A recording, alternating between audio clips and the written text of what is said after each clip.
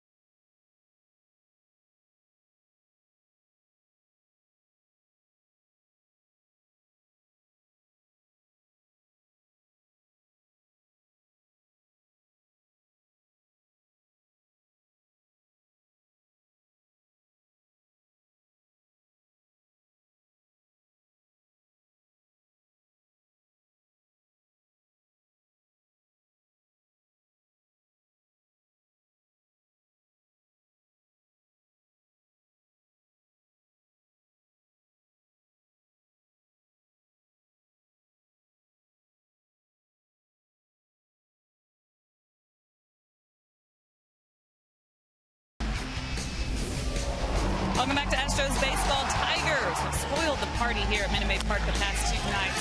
In the 14th, the first game, bases loaded. Don Kelly with the go-ahead RBI single to make it 4-3. Tacking on a couple insurance runs was Matt Tuiasosopo. 2-run double made it 6-3. Detroit won the first game. Last night, Alex Avila, though, in the 9th, Tigers down 3-2. Avila makes it 4-3 with his 2-run home run. Not the first time he's brought his team back from behind. He has 4 homers this year that have tied the game or given Detroit the lead. So a couple of tough losses here for this Astros team, which was coming off a couple of tough losses in New York. Frustrated, of course they are. Bo Porter told the media that he talked to the team after the game and the players appreciated it. You know, he's been pleased with how we've been playing. We've been in the majority of the games we've played this season. Obviously, you know, a lot of them haven't kind of fallen our way, but we've been close. We did a great job rallying back late tonight, and you know, that's all we can do. You know, we can just keep coming out and playing every day. A much lighter clubhouse today. Good night's rest has made it easier for these guys to move forward. They'll try to tame the Tigers coming up. First pitch, don't go anywhere.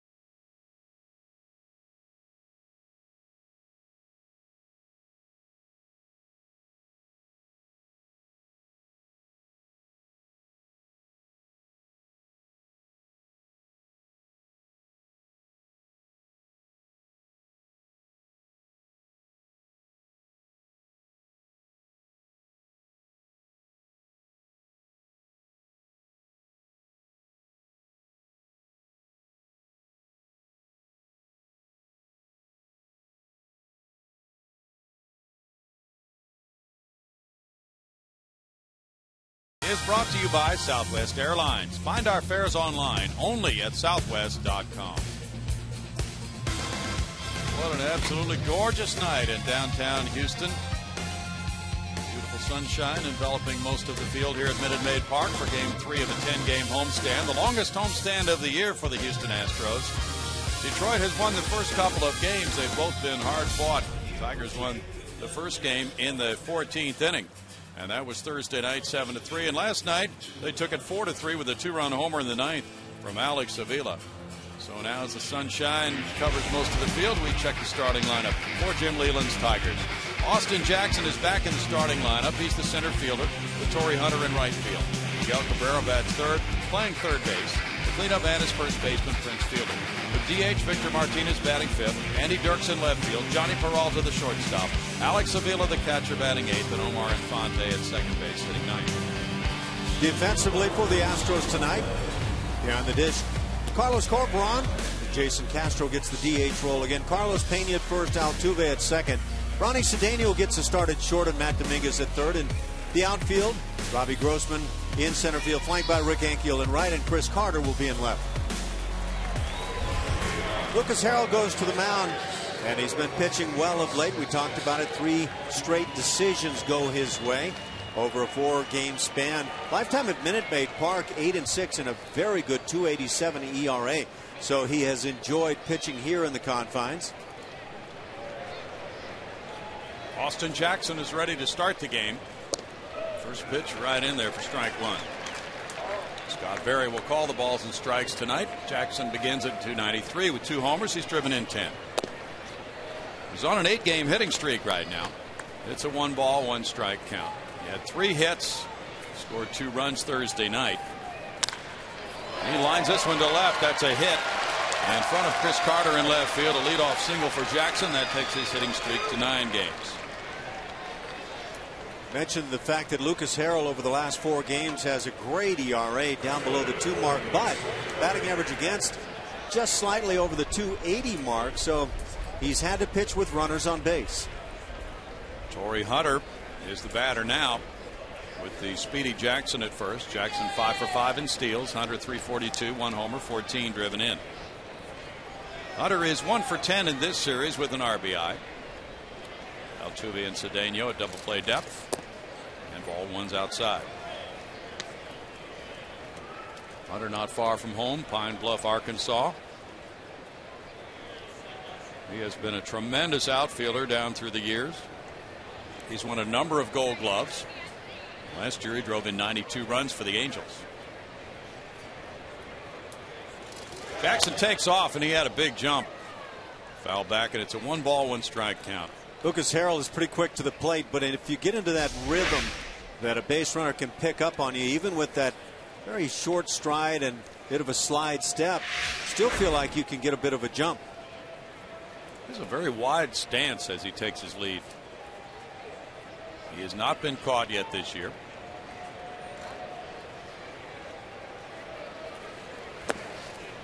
Swing and a miss there by Hunter, takes the count to 1-2.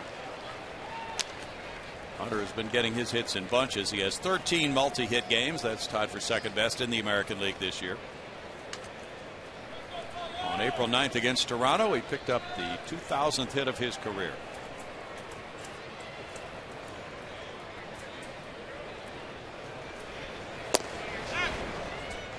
Corporon drew the arm back, did not throw, and it's a 2-ball, 2-strike count. Phil Belliard, the coach at first base. You can rest assured the Tigers base runners are aware that Corporon likes to throw behind runners.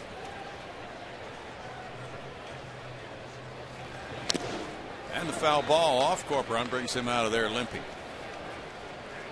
Carlos getting the assignment again today behind the plate as he did in last night's game. Once again, Castro's the DH. Foul tips, you got to love them. This looked like maybe not only part of the left hand with the glove taking the brunt of it, but the ball then kicking down to maybe the left ankle area. Well, Porter explained that with the long flight back from New York, the 14-inning game Thursday night, this is the opportunity he has chosen for Carlos to catch back-to-back games, give Jason Castro more of a rest. So Castro is DHing for the second straight game.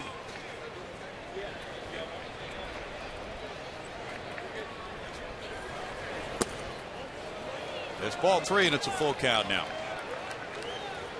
Lucas Harrell has a career ERA in 2 appearances against Detroit of 3.00. No decisions against the Tigers. He's been a ground ball machine and he leads the majors in double plays on the ground with 10. And the throw goes over. That's what the Astros would love to have right here. Tigers are 4th in runs scored in the American League with 138. They have been a mediocre road team with a 7-7 record. They're 10-4 at home. Be surprised if they're not running here. They are running, and that's a bouncing ball through the left side. And here goes Jackson to third without a throw from Carter. It's first and third, nobody out on the single by Hunter. So immediate problems here in the first inning for Lucas Harrell to deal with. Chris Carter hasn't shown any club that he's aggressive in terms of really wanting to throw, and he also hasn't shown off a great throwing arm. So I think teams will continue to run and challenge him. Now it's first and third, nobody out for Miguel Cabrera, last year's Triple Crown winner and MVP in the American League, and starting off on that similar pace this season.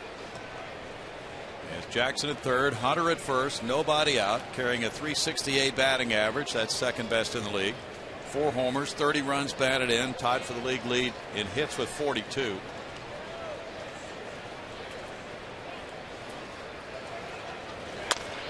He shoots one into right field. That's an RBI and a 1-0 lead. And Hunter is going to go first to third on the single by Cabrera. 31st run batted in for Miguel Cabrera, who before that at bat was hitting .513 with men in scoring position. We all know that Miguel Cabrera is one of the elite hitters, not only in the game today, but for a long, long time. I feel it maybe goes beyond that. I feel like if you leave a hole in the infield for him to shoot at, he will shoot at it, and effectively so. He did not hit that ball hard, but he didn't have to. Found the opening. And very quickly it's 1-0 after 11 pitches. So now first and third still with nobody out, and it's Prince Fielder.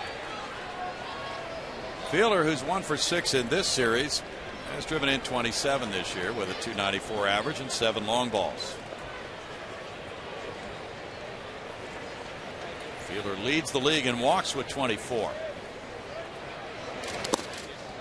It's down for ball 1. Tough pitch to block. That sinking fastball just jammed in the ground.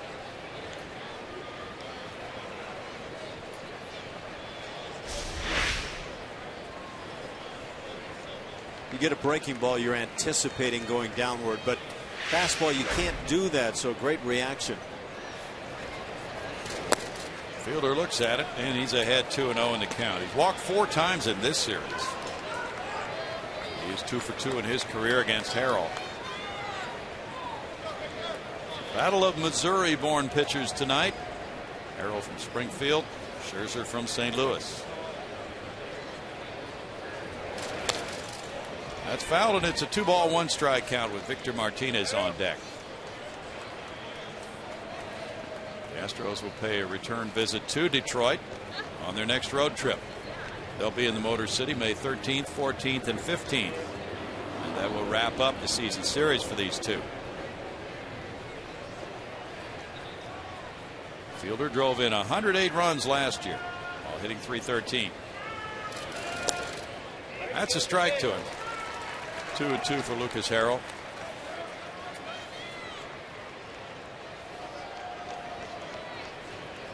Lucas has the 3rd highest ground ball rate in the major leagues right now. He'd love to get one right at somebody here with nobody out. Torrey Hunter at third. Miguel Cabrera at first. That's a strikeout. That'll work. Fielder looking back at Scott Berry after strike 3 call. And the debate is rather one-sided. Fielder's taking his time before departing. One thing you could see Fielder saying is no, it's not. And I'm sure that Fielder said one or the other, that pitch is low or that pitch is away or maybe a combination. Got a response that he didn't like, and he said no, it's not. It's out number 1 and brings up Victor Martinez. Martinez is 2 for 8 in this series with an RBI. Former catcher, probably won't be doing any of that this year. .215 for Victor, no homers, 10 runs batted in. He missed all of last year with knee problems. He might play some first base for Detroit this year, though. Plan is to keep him at that DH spot most of the year. And there's ball 1 to Victor. .215, and he's driven in 10. This Tiger Club really rolling right now.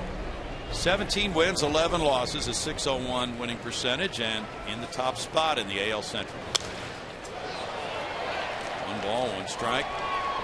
They just finished off an 8-game homestand, going 6-2 against Kansas City, Atlanta, and Minnesota. And they've won 7 of their last 8 now. I don't see in their division how there's a team that really stands up to them, at least on paper. They do play the games on grass, but they're a good-looking bunch. Well, they really are good-looking. Shot foul. 3 balls, 2 strikes. You get the sense, Ash, and you've seen a lot more of them broadcasting American League Baseball for the last few years. They're 4th in the league in runs scored. They're 8th in total bases. Their starting pitching really has been superb. you get the sense there's more in their offense than what they've done through the first 28 games. What they don't do is run the bases a whole lot. They don't try to steal bags. They thump away. They get a lot of hits, and they hit for high average. And that starting pitching really makes them strong. There's a shot to left center field. Robbie Grossman way back, watching this one sail off the bullpen fence. One run is home as Hunter scores. Cabrera's coming to the plate. Ronnie Cedeno, a long looping throw. Not in time. 2-run double for Martinez, and it's 3-0 Detroit. That's double number 6 for Victor. He's driven in 12 now. A little more agile base running, and the Tigers might have a man at third base. Not a good relay toward the plate by Cedeno, but this ball smoked. And Robbie Grossman's assignment is get it back in as quickly as possible to the cutoff man. This is what the Tigers do. Even with a sinker baller on the hill, they are driving the baseball. Hunter comes home with a second run, and then Miguel Cabrera follows. He gets down as the throw comes in just a little bit late. That brings up Andy Dirks. Dirks looks at a curveball, and it's low for ball 1. A 200 batting average with Dirks, including 1 homer and 5 runs batted in. He's 1 for 8 in this series.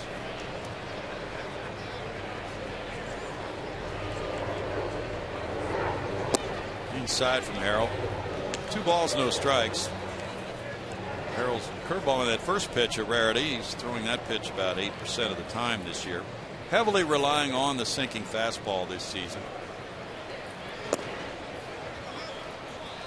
Now 3-0. The way the Tigers have swung at it here in the first inning, they may take that good sinker away from him. And that could really force a different game plan for Lucas. That changeup moves in at 81 into the strike zone, and it's 3 balls and a strike. That was potentially a debatable stop right there by Lucas Harrell, and I wonder if the umpires, if they see more of that, might address it with him. You're going to have to show us a more legitimate stop. Gets him to go for an upstairs pitch, and it's 3-2 on Dirks. Dirks is 27 from Hutchinson, Kansas. He had a fine half season last year for Detroit. 322, 8 homers, 35 runs batted in. Lined and caught by Pena. Throwing to Cedeno, not quite in time for a double play. It was close though, as Martinez got back. And he was ready immediately after catching that liner to throw to Cedeno, flashing across the bag. When you're out at the ballpark, watch the coaches signal to base runners. Both palms down, and they'll shoot the hands right toward the base runner. It means line drive, don't get doubled off. You have to make sure a line drive gets through the infield. That's good base running by Victor Martinez. Johnny Peralta comes up next. And he dances back from ball 1. Peralta's put together a 5-game hitting streak, a .296 average for the season. 2 homers, 14 driven in. He is 4 for 9 with 2 runs batted in this series.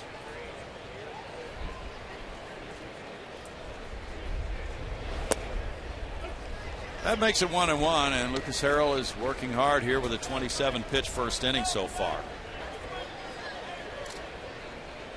Last time out when he beat the Yankees, he gave up 1 run in 6 1/3 and won it 9-1 over Andy Pettitte. Broken bat looper, right field line. That's going to drop in for a hit, and Martinez comes to the plate to make it 4-0. The bat is destroyed, but Peralta has a 6-game hitting streak and gets his 15th run batted in. Pitchers hate to give up line drives all over the lot. There's no question about it, but they just get chapped at these broken bat jobs that start dropping where nobody's playing defensively. Barrel of the bat, they'll claim, went just as far as the baseball. Now Doug Brocail makes an appearance on the mound. Alex Avila will be the next batter. And the Astros bullpen has been severely tested in recent days. With that 14-inning game Thursday night. And Dallas Keuchel really helped the situation by going the final 4 1/3. Not the final 4 1/3, but by going 4 1/3. And then Jose Cisnero went the final 2/3 for Thursday night. Bud Norris got things back on track with 7 innings last night. Now a 29 pitch first so far. Part of that message from Doug Brocail might have been just that. Look, realize it's a tough first inning. Get it back together. We need you to get deeper into this game. Avila looks at that one, and it's ball 1. Avila hit the game-winning homer in the 9th inning last night off Jose Veras, his 4th home run of the year.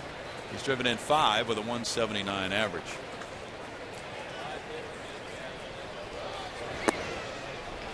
Avila takes a look at that one. It's a 2-ball, no strike count. So the home run following that pattern Avila has had of late inning blows. It's the 3rd time he's hit a go-ahead homer in the 9th inning or later. It won in August 2010 and won in April last year.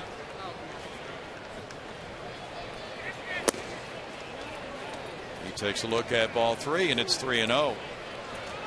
The only other Tiger catcher to give his team the lead with a homer in the 9th inning or later is Gerald Laird, Brandon's brother. Homered in the 13th in September 2010.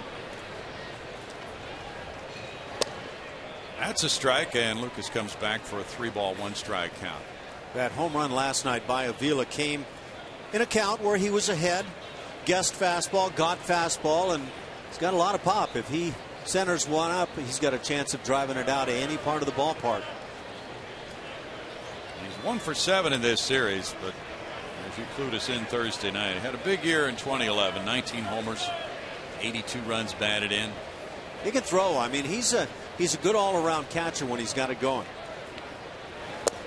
That's there for a strike. That makes it 3-2, and on the next pitch, Peralta will be running. That surprises me that he was taking that 3-1 heater.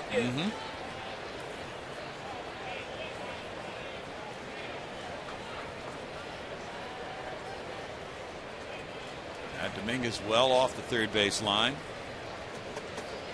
Center fielder Grossman shading to left center, and that's strike 3. So the Tigers parade 8 men to the plate in a 4-run first, banging out 5 hits, leaving a man for a quick 4-0 end.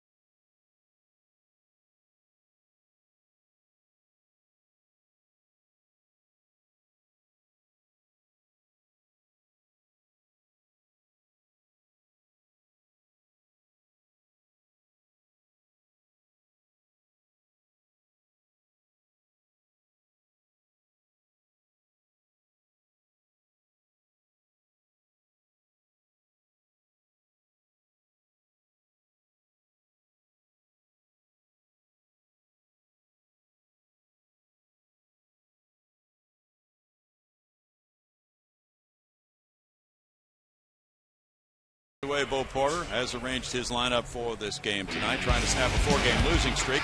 Leading off with center fielder Robbie Grossman, Jose Altuve at second base, Jason Castro batting 3rd. He's the designated hitter.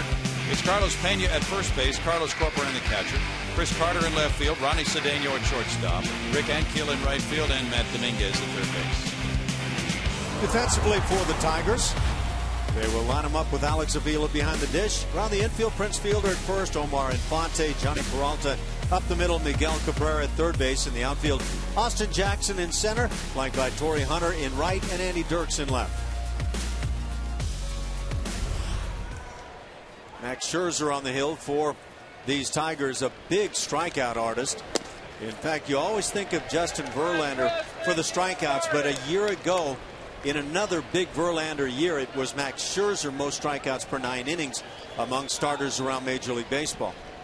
Averaged just over 11 strikeouts per 9. Robbie Grossman looks at his second pitch for ball 1. Grossman on a 5-game hitting streak starts the night at 195 with no homers, 2 runs batted in. Scherzer pitched at the University of Missouri, where he was the Big 12 Pitcher of the Year in 2005.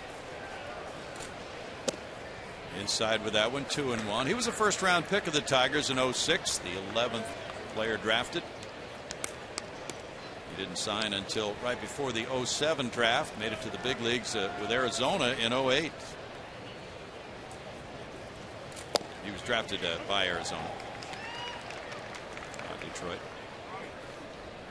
Grossman looks at it, and he has a 2-2 count now with Altuve and Castro to follow. And then he joined Detroit in the 2010 season.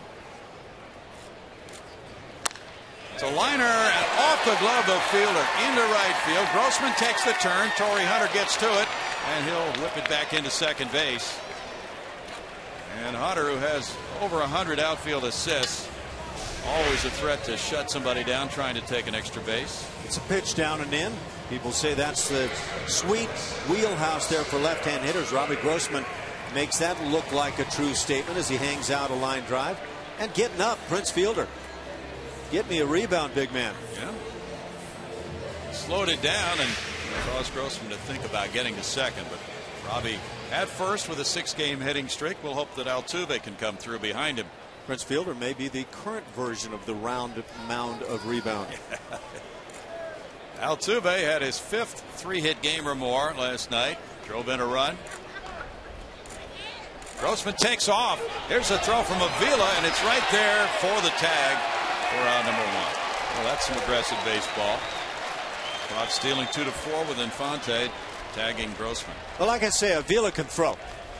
He's not one of these catchers who gets talked about a lot, but he has a good, strong throwing arm. Nice release right here, and the accuracy right on the money. Just can't do it better than this.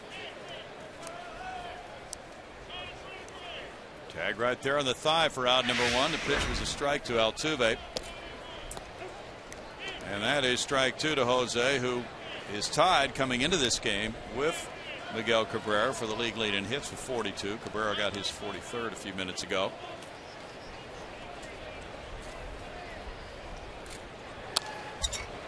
Foul ball back, keeps the count at 0-2. Scherzer this season has a great walk to strikeout ratio. He's walked 7. He's struck out 46. With those numbers,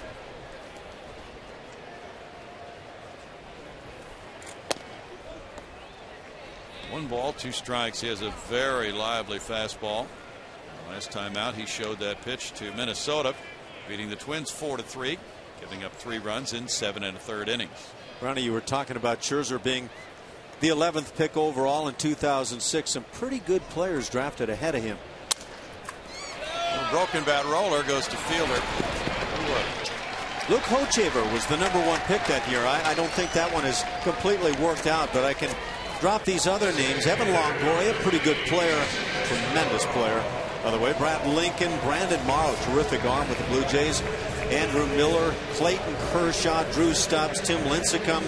All those names ahead in the draft, so some pretty good picks.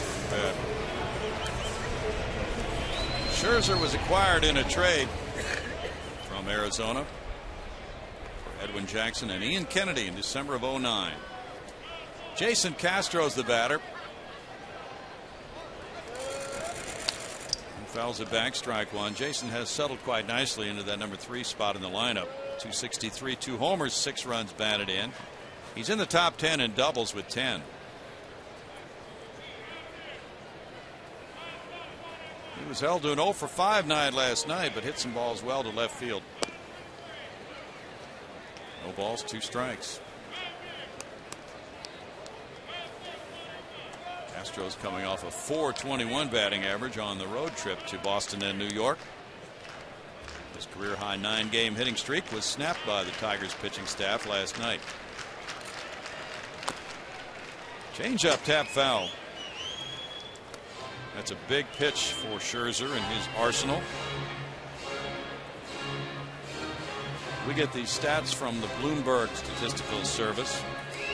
showing that Scherzer throws his changeup 22% of the time, and hitters chase it out of the strike zone 59% of the time. That's the second biggest chase percentage on a changeup in the American League. 1-2.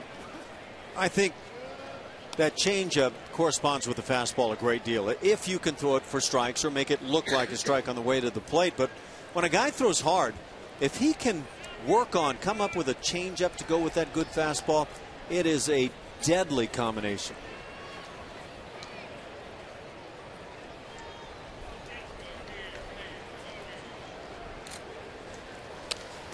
Foul back by Castro. A lot of times it's the guy that doesn't throw overly hard that kind of masters. He works on all the different pitches, and he'll work on that changeup and come up with it, where the guy that has the big time fastball kind of settles in with that pitch and maybe has a slider or curveball to go with it, doesn't really deal with the change. But you talk to any hitter who's played this game, a guy who throws hard that has a good changeup, you just get caught in between the two. Yeah, it's possible to really work those two pitches throughout much of the ball game, really. He has command. And he gets a fastball over the outside edge for a strikeout to end the Astros first. No runs a hit, nobody left. 4-0 Detroit.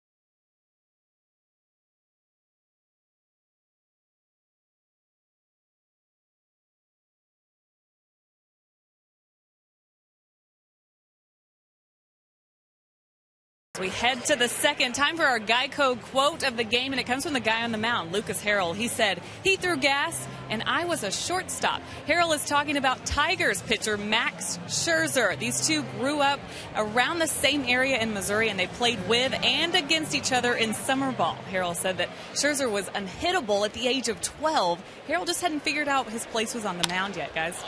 Line drive left center field. That's in for a hit. Omar Infante has a 4-game hitting streak. And Lucas Harrell right now battling his former opponent there in Missouri amateur ranks. Getting the raw end of the deal so far. That's hit number 6 for Detroit. Brownie, I think I could have played shortstop behind a Max Scherzer at that age. None of the kids could hit the ball. Who would know if I couldn't handle things defensively? Austin Jackson started the game with a hit to left field.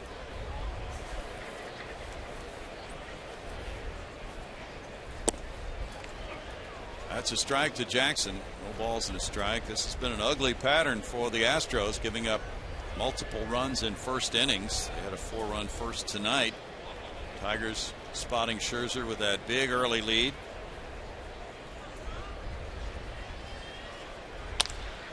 There's a liner, Altuve throwing to Pena, double play. That's good work by the second baseman Altuve, but horrible base running by Infante. Fateful mistake by Infante. We talked about it already. Line drive, catchable height in the infield. You don't go, you freeze, you head back to the bag. And that extra step there by Infante meant he was going to be doubled up. That's just not that tough for the base runner to read it. The plate's right in front of him. Strike to Hunter. And with a 4-0 lead, the Tigers have the luxury being able to deal with something like that. Hunter singled and scored in the first.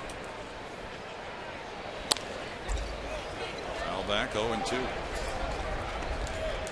But for Lucas Harrell, this is a look at that as another line drive hit off of him and find a way to maybe get better locations against this Tiger bunch.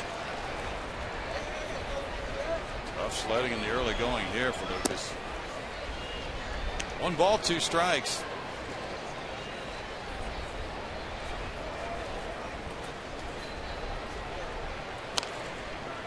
And that's in the air and out of play as Cabrera is in the on deck circle. Stuff's good here. 91 to 93 on that sinking fastball.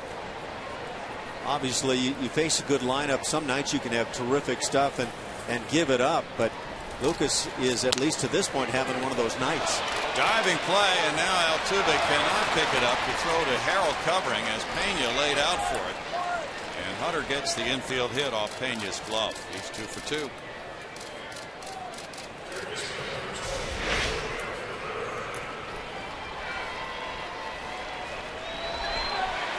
A great try there by Carlos Pena. Got leather to it, couldn't make the play. And now he just stole second. Wow. And a complete lapse by the Astros. He took off for second base without a play. Get the ball live on the hill, and infielders really not paying attention because there's not a pitch to be made. It's a freebie. He just took off. Just kicking dirt. Infielders are not alert. They didn't even break to the bag. Had Harrell been alert, he couldn't have done anything. Nope. Nobody to throw it to. First steal for Hunter this year. And now a shot by Cabrera. He's watching this one soar over that left field wall. 2-run homer by Cabrera, number 5. And the Tigers lead it 6-0 as Cabrera drives in 3 in the first 2 innings, giving him 33 runs batted in for the year. There was that spot in and down around the knees during the World Series last year that got exploited on Cabrera. It looked like Harrell tried to come in, left it a little bit up from that point, which generally is not a bad spot. But Cabrera just cuts off the swing, gets the barrel to it. He can handle everything. He crushed that ball.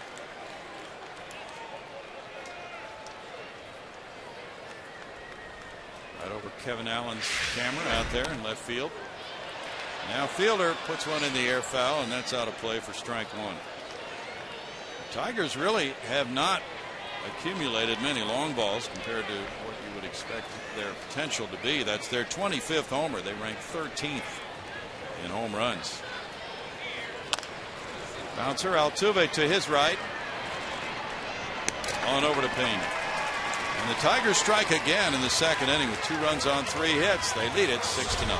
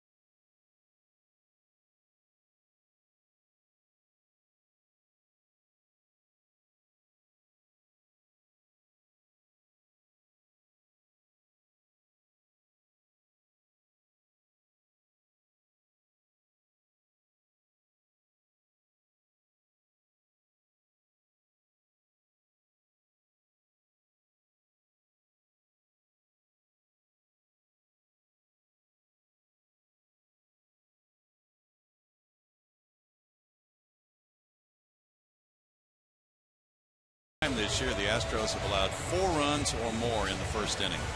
We'd like to remind you to tune in to Chevy Hometown Kids every Saturday morning at 9:30 on CSN. Chevy Hometown Kids, where it's not about the score but the experience. Kids enjoying a Saturday night game here at Minute Maid Park. What does that say about the starting pitching through 30 games, this being number 31 tonight for Houston? Pretty obvious. It's had some rocky starts. Now Carlos Pena with the infield shifting around. Comes in with a 6-game hitting streak tonight. And that's ball 1 inside to him at 240. Carlos has 3 homers, 9 runs batted in. Another leadoff scenario, Brownie, for Carlos Pena with the big shift on. He can take that bunt on the left side like he did last night once again. That was his second bunt hit of the year last night. As you pointed out, it was well placed, and if he had bunted it harder, he might have had a double, because Miguel Cabrera has a long way to go to get to a ball near the third base line. Here's my opinion on this shift with the left-hand hitter. The man that stays on the left side of the infield, if he just comes up to the grass, he takes away the bunt, and now you have the best of both worlds. You've already conceded that he's not likely to hit a ground ball through the left side. Bring that Miguel Cabrera in this case up to the infield grass and in effect take away the bunt. We've talked about it quite a bit, but teams are shifting a lot more. All teams are doing it. It's 3 balls and a strike, but the pitcher must execute in order for that shift to work, or be lucky if he doesn't execute. Well, and you can see Scherzer trying to come in with some pitches here. That's what you should do. You should force Pena to hit the ball to the right side if this is the way you're going to play him. But when you put it out over the plate like this, Carlos Pena had a swing right there that if he centers it up, he goes back up the middle or maybe toward left center field. That doesn't really play in all that well. Not for the Tigers. Pena's gone 10 for 24 during his 6-game hitting streak. Hit his first home run Thursday night. Hit to left field. This is in the air, and Miguel Cabrera takes a look at it as it drifts out of play. That was interesting watching the signs there, because a lot of times it's not the catcher who may call a pitch that doesn't fit in with the defensive alignment. Right there, Avila asked for a fastball in. It was shaken off by Scherzer. So Avila went down with fastball away, which is exactly what Scherzer wanted and attempted to throw, although he left it through the heart of the plate. But fastball away just plays away from this defense. There they go again. That's a punch foul on the off-speed pitch. Pena was able to react to it. That emergency stroke. Now you can see catcher sets up away, pitch comes in, so you don't always get as a catcher what you're asking for. In that situation, Pena is not really trying to hit that ball fair, is he? He just wants to get another pitch to swing at. I think that changeup, that was just an emergency foul it off hack. And foul back here. Now it's tough to come back from a 4-0 deficit or a 6-0 deficit, in this case in the second inning. 4-0 after 1 for a major league club. But if it's to happen, it usually amounts to a lot of good at-bats and airtight pitching to stop the other team.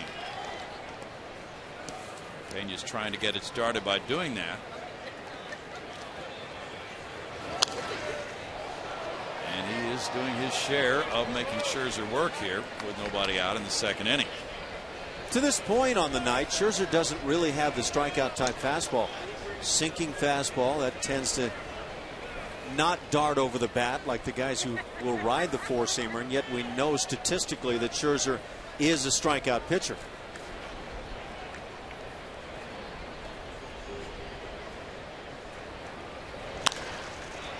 That's hit in the air, and once again fouled out of play by Pena.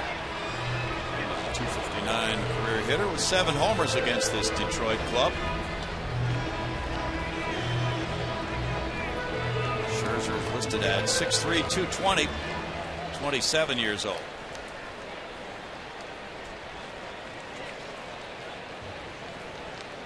He won a game in the league championship series last year, beating the Yankees. High drive, but it won't go far enough to suit Pena. It's caught by Hunter in right field. Just didn't sound that great. Didn't get it out on the barrel of the bat where he wanted to, and it's out number 1. Some of you watching this game right now don't have CSN in your own home. If your TV provider doesn't carry CSN yet, call and tell them you want your CSN so you can have the very best coverage of your Astros. This is your network. Astros fans, you deserve it. To get the facts, go to iwantcsnhouston.com. Carlos Corporan is catching back-to-back games for the first time this season. 310, 1 homer, 5 runs batted in for Carlos. He loops one out to right center field. Jackson coming for it. Jackson getting it. He made that look easy. 2 outs.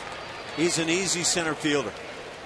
Kid does a very good job, though he strikes out a bunch offensively. He's what you would like to have from a center fielder, and defensively he'll go get it. Chris Carter is next. Carter with a .213 average has hit 6 homers. He's driven in 14.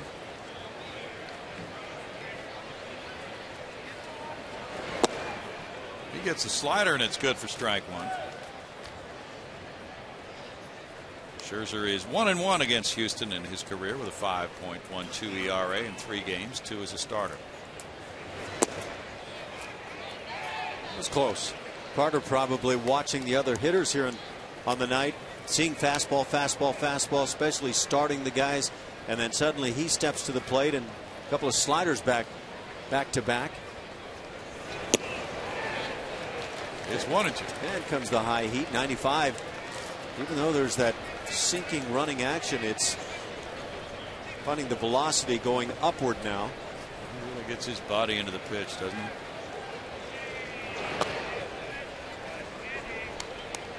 2 balls and 2 strikes. Looks like a max effort guy. He's not Max Scherzer, max effort. He's not a drop and drive guy. Nope. No, just blessed with a very good arm, and we'll see one of those tomorrow in Justin Verlander. Strikeout number 2 for Scherzer ends the Astros' second, and Detroit leads it 6-0 after 2.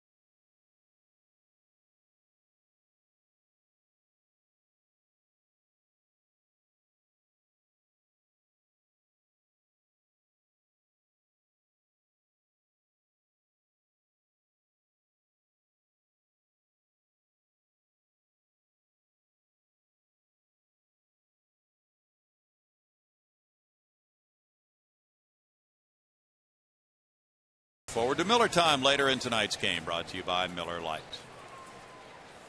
Detroit with 8 hits, Houston with 1. We go to inning number 3, and it's Victor Martinez to lead it off as they enjoy some refreshment in the stands here. Martinez had the 2-run double to left center in the first. There is strike 1 to Victor. Dirks and Peralta to follow.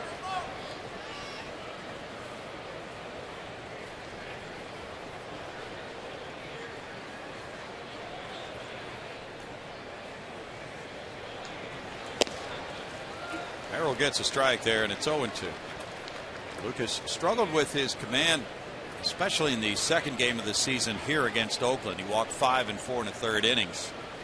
And he walked 5 more here in a 3-2 win over Cleveland on April 19th in 5 2/3. But since then, his command has been much better. And he talked a couple starts ago about being more aggressive and displayed that on the mound. 1 and 2. Tonight he just has not been able to hit his spots in the early going. I found that an intriguing comment because I started looking at some of the numbers on Lucas Harrell at the time. And what I saw as he went to the hill, and I actually walked into the ballpark from the bus with him, and I held back the comment because I didn't want to mess with his head at all. But first pitches at that point going into that ball game, he was allowing a batting average against of .625. Grounded, and Altuve moves to his right to throw out Martinez. So you tell yourself, I want to be aggressive. I'm going to go after the strike zone and just pump that fastball in there. And the hitters are destroying it when they're swinging the bats. But then you have the night where everything is successful in doing so, and it leads you to say, well, that's the key. That's what's going to solve everything for me. Andy Dirks line to Carlos Pena at first base back in the first inning. Bouncing this one to shortstop to Hopper. Ronnie Cedeno. 2 out. What we're seeing right now is Lucas Harrell mix in some breaking balls on that first pitch. He gets a ground ball out with one right there to Dirks. Can be so helpful if you have that balance on the first pitch where hitters just can't dead red it. We go to Julia Morales. Hey guys, tomorrow the Astros wrap up this series against the Tigers. Next week the Angels and Rangers come to town. Don't miss your chance to see Astros face off against Pujols, Berkman, and Mike Trout. Call 1-877-9-ASTROS or visit astros.com to get your tickets. Thanks, Julia. There's strike 1 to Peralta, who singled in a run with the single to right field in the first inning. And it's no balls, 2 strikes to Peralta. Tomorrow in the finale of this series, it's Philip Umber versus Justin Verlander. Game time 3:10, airtime 2:30. A sidearm delivery there from Lucas. And there will be a street festival on Cinco de Mayo from noon to 3. All kinds of activities outside the ballpark. And those Los Astros t-shirts will be the giveaway item tomorrow.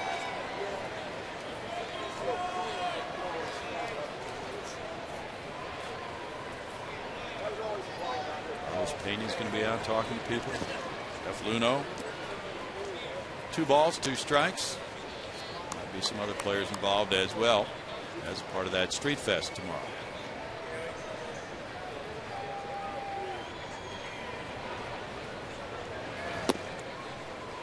Three balls, 2 strikes now for Lucas Harrell.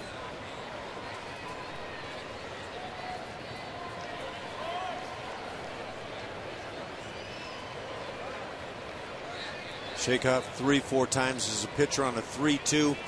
Even though you get the sign to start with that you're looking for, you want to make the hitter think.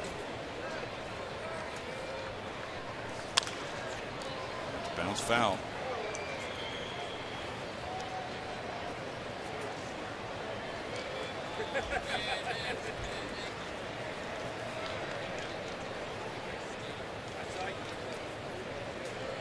Matt Dominguez at third. Ground ball goes to shortstop. Ronnie Cedeno fields it and throws to a stretching Pena. 3 ground ball outs in the third inning for Lucas Harrell. 6-0 Detroit.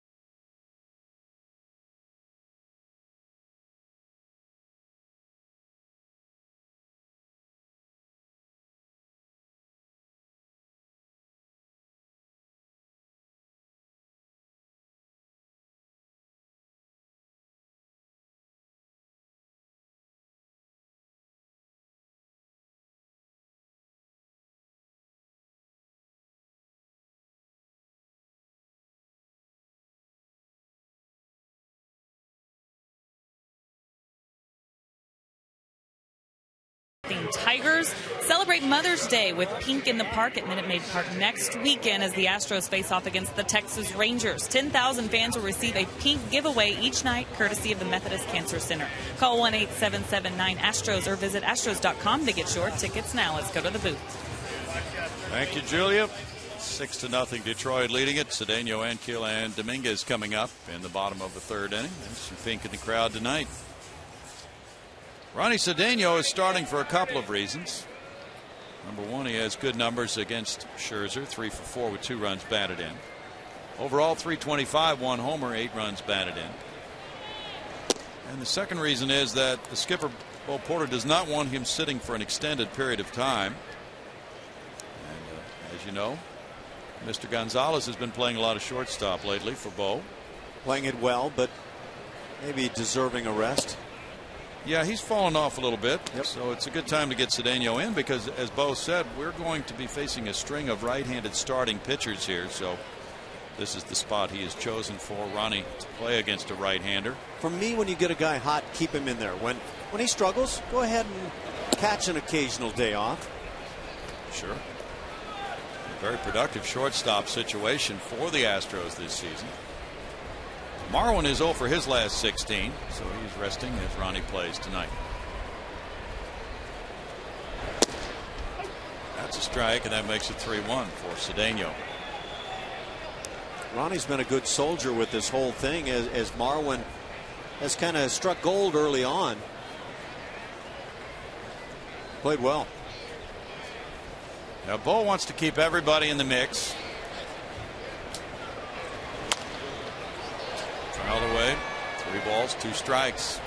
And he really felt that the players gave excellent effort last night, even though they lost that game 4-3. And as he talked with them, he made that point. Hey, don't hang your heads. You know, we led this game. We worked very hard. We're going to win our share of games. We're going to put some streaks together if we keep playing like that. Struck him out. Strikeout number 3. It's a good Tigers team. There is no doubt. A World Series player last year, and the Astros have been in and maybe could have, should have won each of the first 2 games of the series.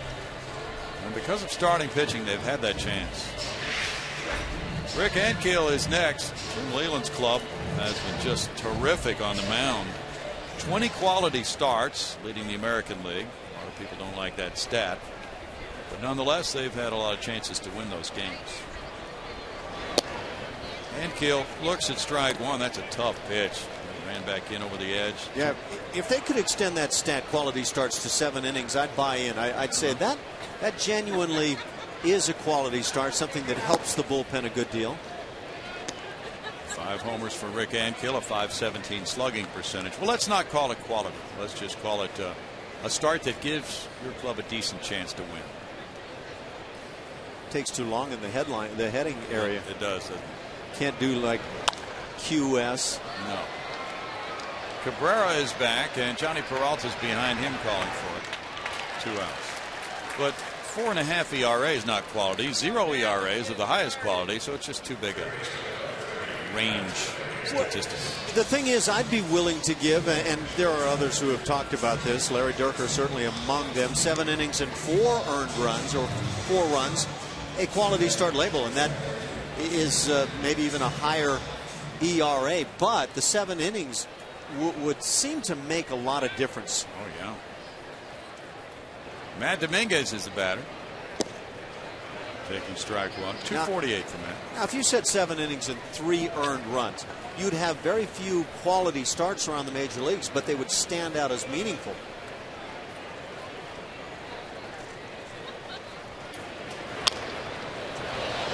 Balls, 2 strikes. Well, this Tiger club has been reeling off excellent starts. Butfister gave them a good one last night. Scherzer's been solid. Tomorrow, Justin Verlander. This is no piece of cake playing this club in a 4-game series.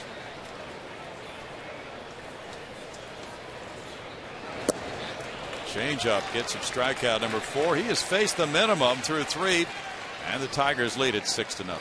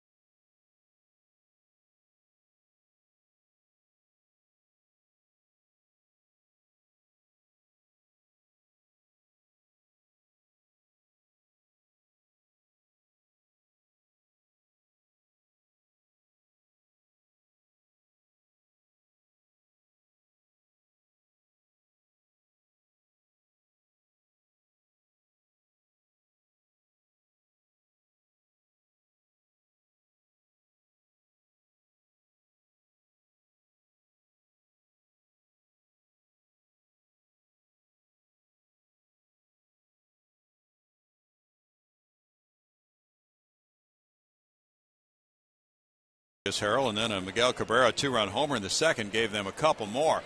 So they built a nice pad. Now they come up in the fourth inning, and the Astros have only a leadoff single in their first from Robbie Grossman. He was erased on a caught stealing. Alex Avila is the first man up, the number 8 hitter leading off the fourth inning. He struck out looking. Avila looks at ball 1.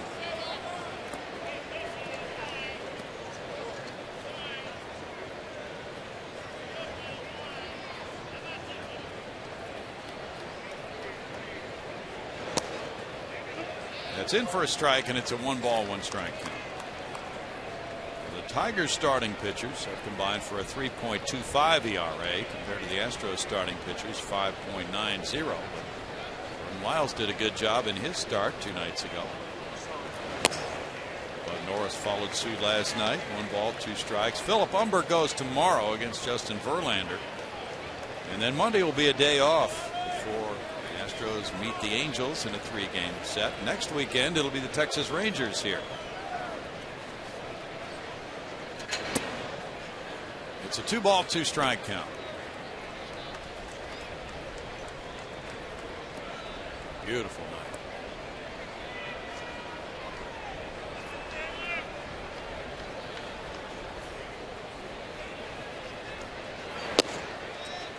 It's 3-2. What do you suppose the Rockets players are doing tonight? Sleeping? Is the upcoming schedule? Yeah, that's tough. Obviously, you grind, you get into the postseason. I've been on clubs that have been in that same spot, and it takes a little decompression time.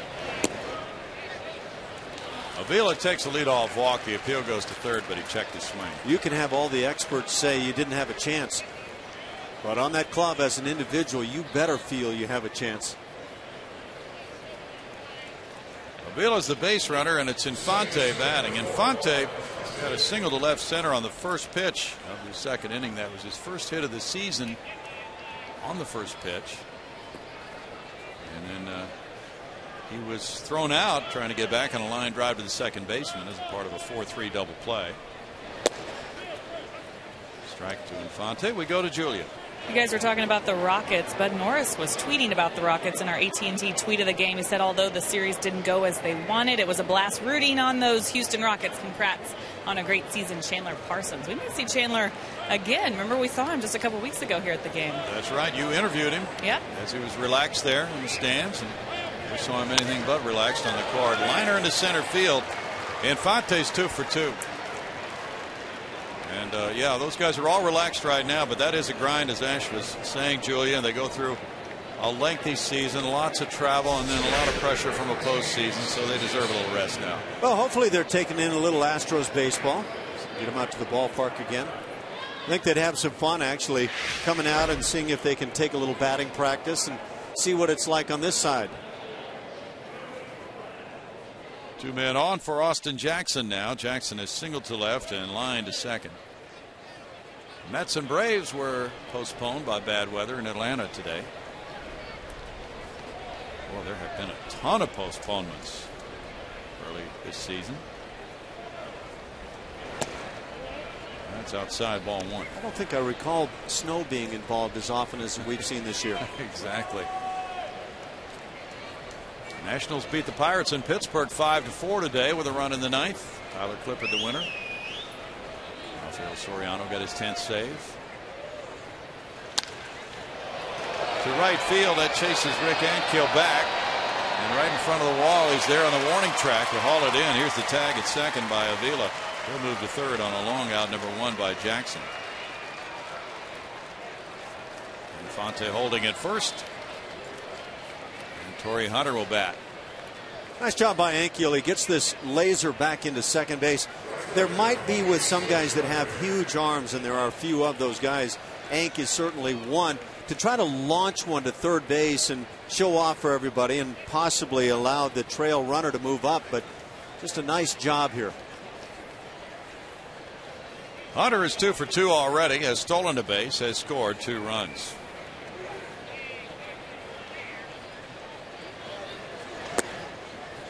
Torrey looks at ball 1. Cardinals beat the Brewers at Milwaukee with a run in the 9th, 7-6. Cardinals are 19-11. Robert Mujica got his 8th save. 2 balls, no strikes. They have quickly moved on with their closer Jason Mott undergoing Tommy John surgery, and Mujica's been the man who's moved in. The Orioles scored in the 10th to beat the Angels in Anaheim 5-4. Angels are finding a lot of ways to lose ball games. They're 11-19, Ash. Very surprising. And again, question marks abounded during the spring about their pitching staff, but I didn't hear anybody question their offense and Josh Hamilton and what was going to happen. But that's been a disaster at times. Boy. Strike to Torrey Hunter, the former Angel. 3-1. Well, the question's being brought up. Hey, look at Torrey Hunter and his numbers. They could have re-signed him. Instead, they signed Josh Hamilton to what, a 5-year deal? And that could hurt as much as that 10-year deal with Pujols. They did get a left-handed hitter instead of the right-handed hitting Hunter, who takes the walk below the bases. But that has not been a productive situation for them. Now bases loaded, 1 out, and there's a meeting at the mound with Cabrera coming up. Cabrera is the type of hitter who can force a lot of mound meetings. He ripped a 387-foot home run in the 2nd inning. RBI single to first, but it shows you the type of hitter he is. That single in the first, he just punched it through the right side, drive in a run, and then he turned on the homer. Really drove it. Tune in to CSN Plus on Wednesday as the Dynamo travel to the nation's capital looking for a road result against DC United. Coverage begins at 5:30 with Dynamo pregame live, followed by kickoff at 6. Dynamo DC United Wednesday on CSN Plus.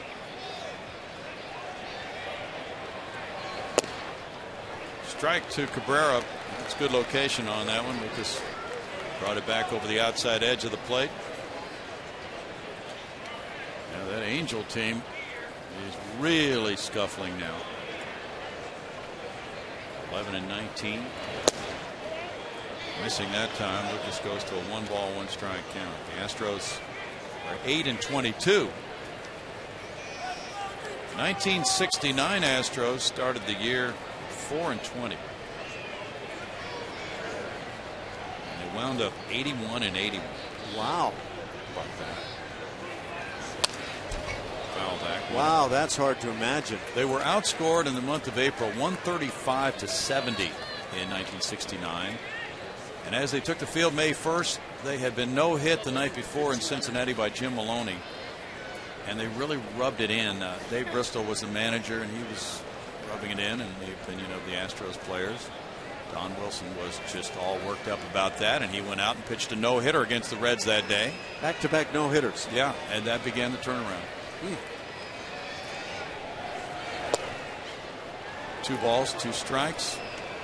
Wow, that's a hideous month. 4 wins. And then to turn it around to a 500 season. Listen to this. They went from 4-20 in April to 20-6 in May. Have you heard of many turnarounds like that? I'd like to hear the turnarounds in terms of personnel on that club. Yeah. Not sure about that. It's 3-2 now to Cabrera, but they had on that club 22-year-old Larry Durkin, 21-year-old Tom Griffin, 24-year-old Don Wilson, 24-year-old Jim Ray, 26-year-old Jack Billingham, 27-year-old Jim Wynn, 25-year-old Joe Morgan. They had some players. Boy, did they ever. 24-year-old Doug Rader. A good age, and they were resilient in coming back the way they did. And then they got in the race, and they were in the race in early September, but then they went into a skid, and they wound up 81-81. But that's still something to finish the season at 500 after a 4-20 start. You mentioned some of the young studs. They also had Johnny Edwards.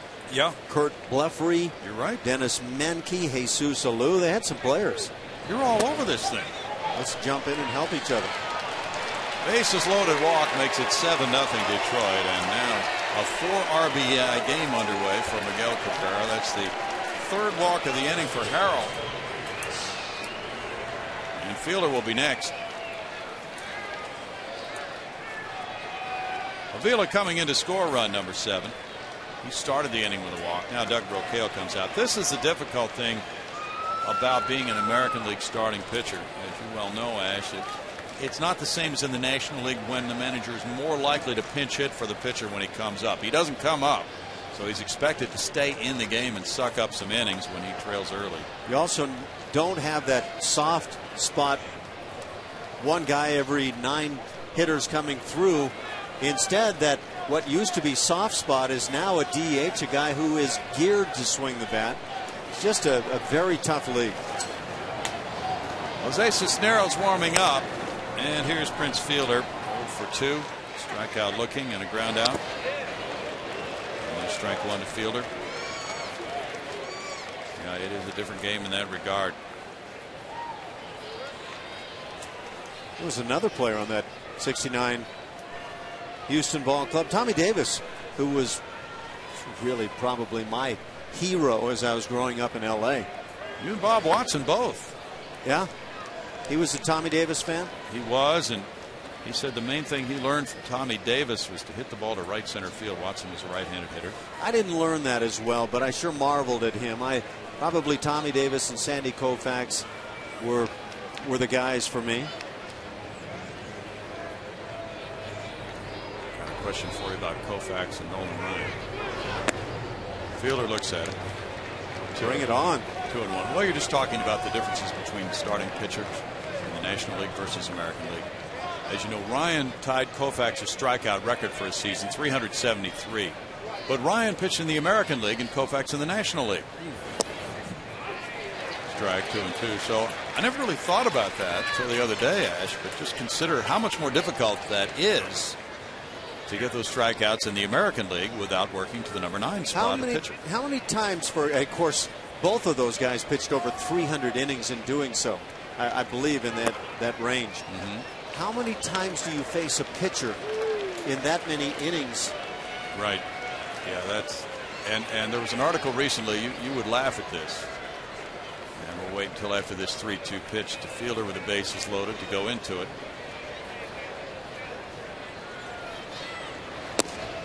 At strike 3, he thought ball 4, and that's the second time he has been rung up by the home plate umpire, Scott Berry, and both times really extremely upset. Both times he thought the ball was low. Prince said that ball's down. And the Excedrin headache number 2. On a night when his team has scored 7 runs on 9 hits, he's 0 for 3.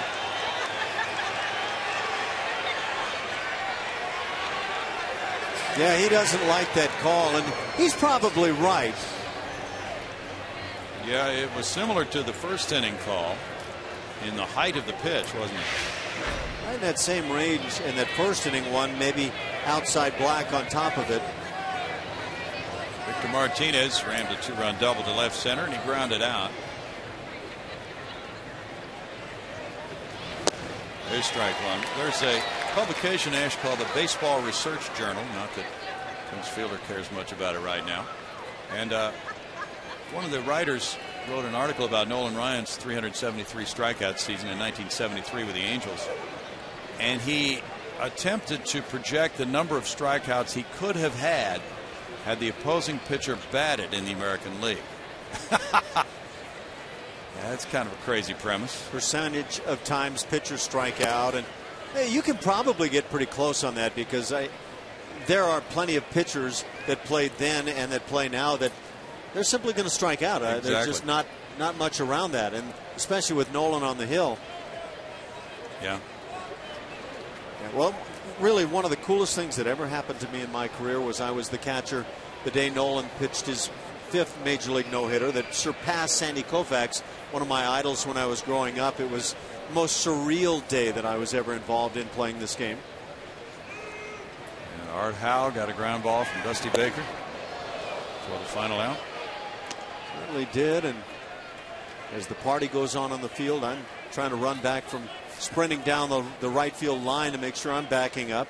Always late for the party on those strong efforts down the line. And Terry Poole made a good catch in right center. Yes, he did. Good running catch. had to lean down about knee high, I want to say, as he was sprinting toward the warning track out there. Now it's 3-1 to Victor Martinez. That's my recollection of the only thing that resembled a potential hit in that ball game. And Nolan said in all 7 of his no-hitters, there was a play similar to that. There was one really outstanding, exceptional play, at least one. The one that really stands out for me, though, is the final pitch, much like the Mike Scott no-hitter. Nolan hung a curveball right down the middle to Dusty Baker, and Baker rolled over it and hit that ground ball to Howard. I can see the end of that ball game and the end of the Mike Scott no-hitter against the Giants in 86. And I cringe every time I see the final pitch because I think it's just going to get crushed. Will Clark was the one who grounded out on the final one for Scott.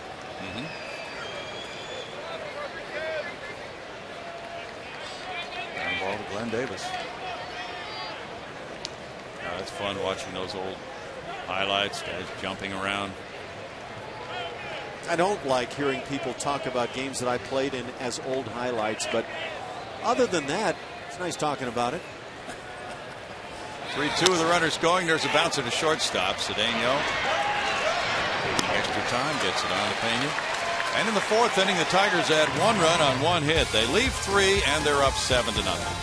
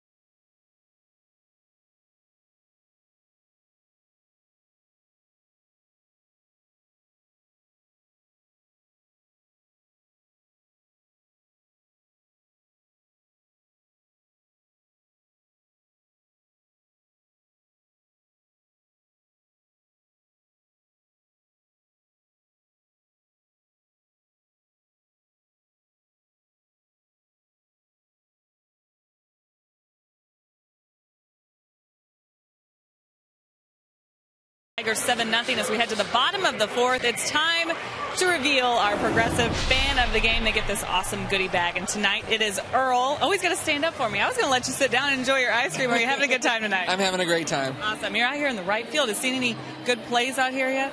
Oh yeah, I've seen Altuve throwing to first base. So your favorite player? Yep. Yeah, we talked about this. All right, congratulations. Here's your goodie bag. Thanks. Guys, back up to you. Thanks, Julia. 7-0, the Tigers lead it. Bottom of the 4th inning. Robbie Grossman leads it off. He led off the Astros first with a line drive hit off Prince Fielder's glove, and it went on into right field. He's been the only base runner. He took off as Jose Altuve batted and was thrown out trying to steal from 2 to 4. Max Scherzer has faced the minimum through 3. Showing bunt. Grossman takes it. It's a strike.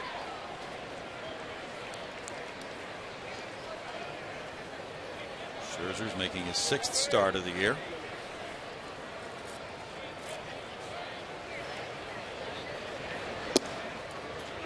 That's strike 2 to Robbie Grossman. Scherzer has 52 outings with 7 or more strikeouts since he joined the Tigers in 2010. That's 3rd in the American League during that stretch. His teammate Justin Verlander has 63 and Felix Hernandez has 53. 1-2 to Grossman.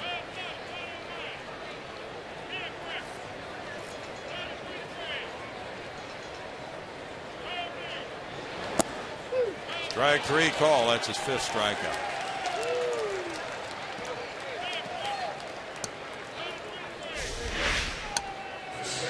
Robbie Grossman, a guy who drew a lot of walks in the minor leagues, still taking too many pitches close with a couple of strikes on him. And maybe these worked into walks in the minor leagues. It's not happening here.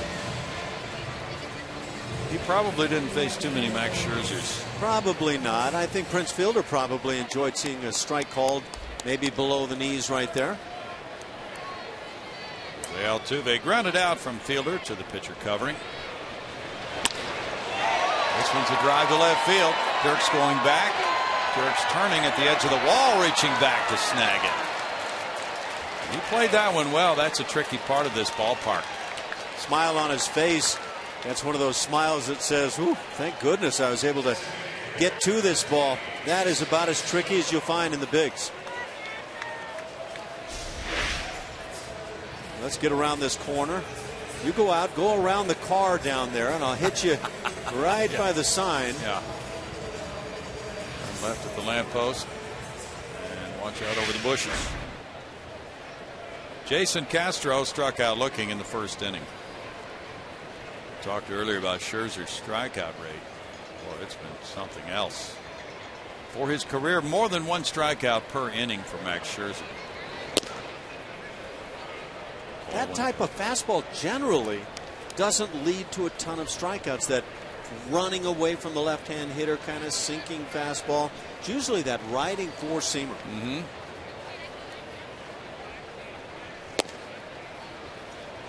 Two balls, no strikes. Has a good changeup despite that one that was left up. Changeup a big part, and he throws the breaking balls and a lot of velocity, but that's sinking velocity. Right there at 92 for a strike. As you saw, the fastball worked for a lot of strikeouts for him last year.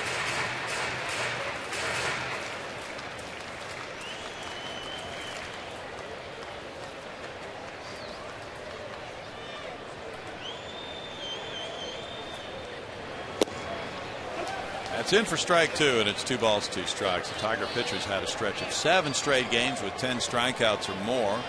That was snapped last night. They lead the American League in strikeouts, and they're 3rd in ERA.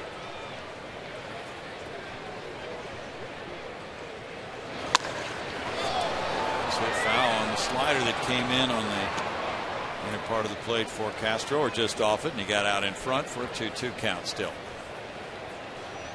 The little guy's trying to pry the ball out of Dad's hands, and he finally does.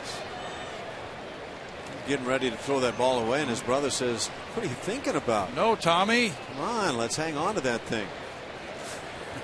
We're not playing catch with this thing. And a strikeout. That's number 6 for Scherzer. He still has faced the minimum through 4, and the Tigers lead it 7-0.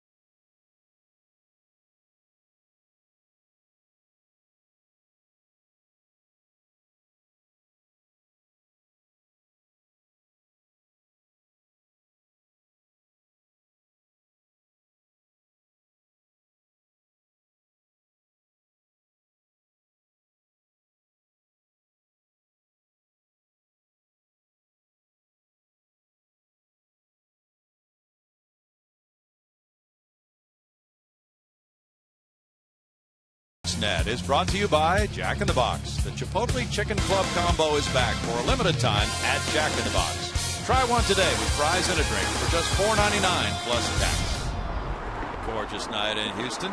7-0 Detroit. First pitch from Lucas Harrell in the 5th inning to Andy Dirks. Goes his ball 1. Dirks is 0 for 2. He's lined to first and bounced to short. It's 2 balls, no strikes.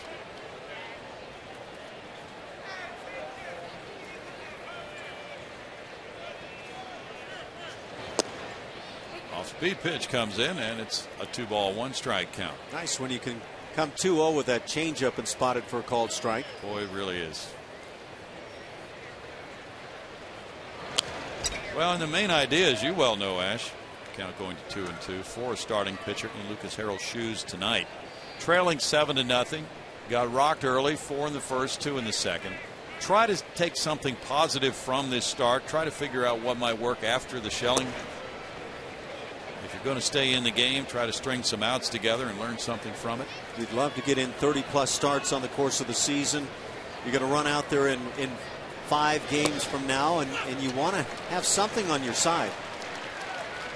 That's his 4th walk, and they've all come after the 3rd inning. I don't think he's going to be too happy about what's going on here, but he's not moping around, not slowing the game down and showing everybody his displeasure. He just keeps pumping to the plate. Johnny Peralta singled in the 4th run of the 1st inning, then he grounded out to short. In tight for ball 1. He's still competing, pushing guys off the plate. Might be his last inning. That's 99 pitches now. Cisnero was up earlier. This fly ball hits for right center. Rick Ankiel does as well. 1 out. Julia Morales. Hey guys, create memories, save money, and have fun with Astros baseball. Whether you're treating your employees, hosting clients, or bringing out your church or youth sports team, we will create an experience your group is sure to remember. Call 1-877-9-ASTROS or visit Astros.com to enjoy special pricing and great benefits by reserving your group or suite today. I'm actually in a suite right now, guys. Sweet. Lots of great food up there. There is food. And if they're nice enough, I might get some. Are you allowed to partake while working? I hope so. Okay. Alex Avila drive down the left field line foul. Julia's up there with those folks having a great time. It's a great view, too. It really is, isn't it? Have you been up there yet? I have not. My first time. It's awesome up here. You might be up there till what, about the 9th inning or so? Yeah, I'll catch you guys later. I'll be hanging up here.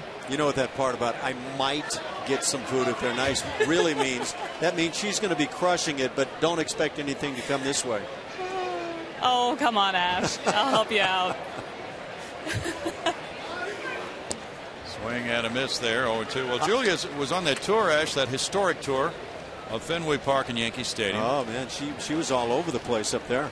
I was asking questions. I had a great time. You just moved here right before the season started. Are you starting to feel like this is home now? I am. I know my way around a little bit more. I haven't gone far. What's the weather like in Houston? I've been trying to figure it out. Yeah. Well, it's been refreshing. It's not hot yet. Tonight it's perfect. But Julia is a Texas girl, so she had to buy, I think, a lot of new clothes when you guys were back on the Eastern Seaboard. I've been freezing the entire month of April. We went to so many cold cities, guys. She was a fashion maven on that trip. Lots of scarves and gloves. Well, you feel it's kind of refreshing when you're on the road that you don't have to compete with a lot of women traveling with the Astros for clothing? No women. No, never aligned to the bathroom. Life is great. You're kind of the Astros diva this year. I don't feel like a diva. Field goes to third. He checked his swing, 3-2. She gets doted on by everybody. Yeah. What are you talking about? Well, you're kind of everybody's little sister, right? Yes, that's exactly how it's become. I'm fine with that. I never had a sister, so I wouldn't know what to do with sisters, so a bunch of brothers works for me. Did you have brothers? I have one little brother who I picked on my entire life, so now I'm getting picked on, it feels like. Yeah. Get used to it, kid. Runner going on 3-2, and fouled that one off his foot and came hobbling out of there. Avila. That was another one of those healthy jumps. Andy Dirks read this one very well from Harrell. Let's see what we can do to make this lead suddenly hurt a little bit. Oh, that'll do it. Oh, you know it. He drew a lot of bone with that one. There's a man who is soon to be wearing a shin guard when he hits. Yeah. It's always after the fact, isn't it? It is. I don't need to wear a shin guard. I don't hit it off my ankle.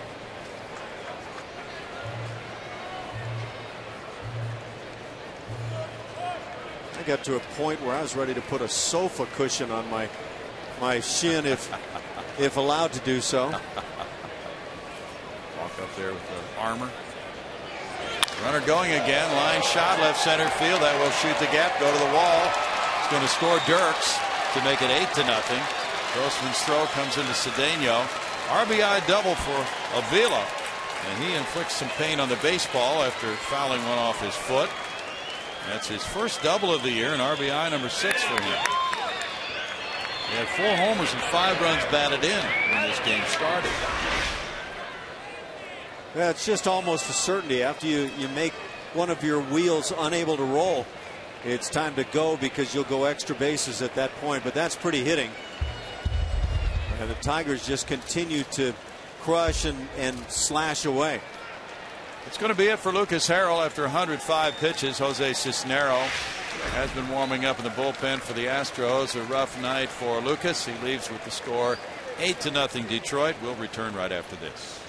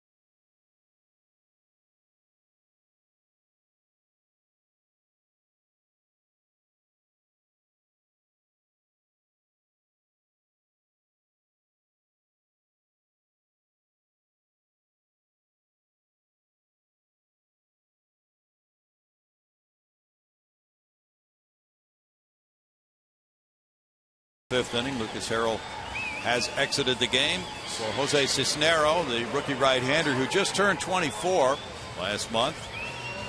Cisnero pitched 2 nights ago in the 14-inning game. He went 2/3 of an inning in that one.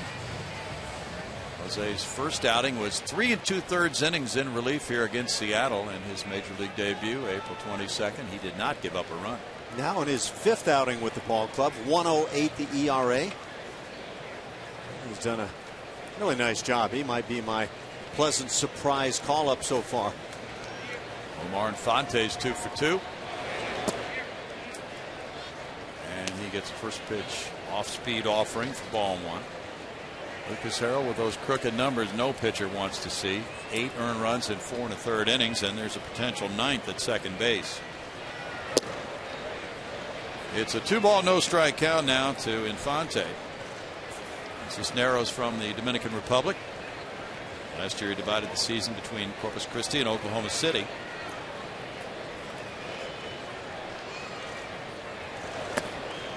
And he falls behind here 3-0 on Infante.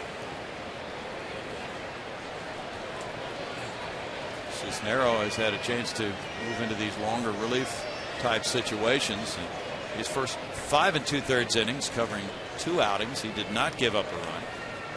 And he's really helped the guys in the bullpen stay away from more appearances by staying in for several innings. Tonight for a party up on the roof deck. Union Station. The historic old train station. You ever have a relative or know of anybody who passed through that station on the train, Ash? Actually, no. My dad worked for the Union Pacific. Oh. And we used to take trips on the trains, but I don't ever recall coming through Houston. We lived in Southern California. Where did you go? Oh, I remember going to Utah. Actually, I remember one time going down to Dallas. Oh. About a lengthy trip. There's a walk, and Cisnero will now face Austin Jackson, who's 1 for 3. Read from the internet the entire way. Were you in a sleeper car? Yeah, we did that. And as a young kid, I didn't know any better. I thought we were traveling at the speed of sound at the time. That's true. Some folks can't sleep on those, but a gentle rocking will do it for a lot of other folks. Inside for a ball. Now Cedeno is going to come in and pass along a word or two to Jose Cisnero, the 6'3" right-hander. Yeah, we're going to have a hard time turning that double play you'd like to get if you don't throw a strike. He's done that for the most part this season. He has. Breaking pitch makes it 2 balls and no strikes for Jose Cisnero. His walk of Infante, just the second walk issued by Cisnero in 8 1/3 plus innings now. Cisnero came up from Oklahoma City April 22nd. And now falling behind 3-0 to Austin Jackson. Last year for Jose, his combined numbers between Oklahoma City and Corpus Christi, 13-7 with a 3.70 ERA.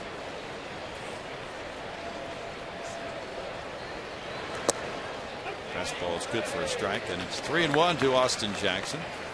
Oklahoma City was postponed last night due to snow in Iowa. They're playing tonight, and they have a doubleheader of 2 7-inning games tomorrow.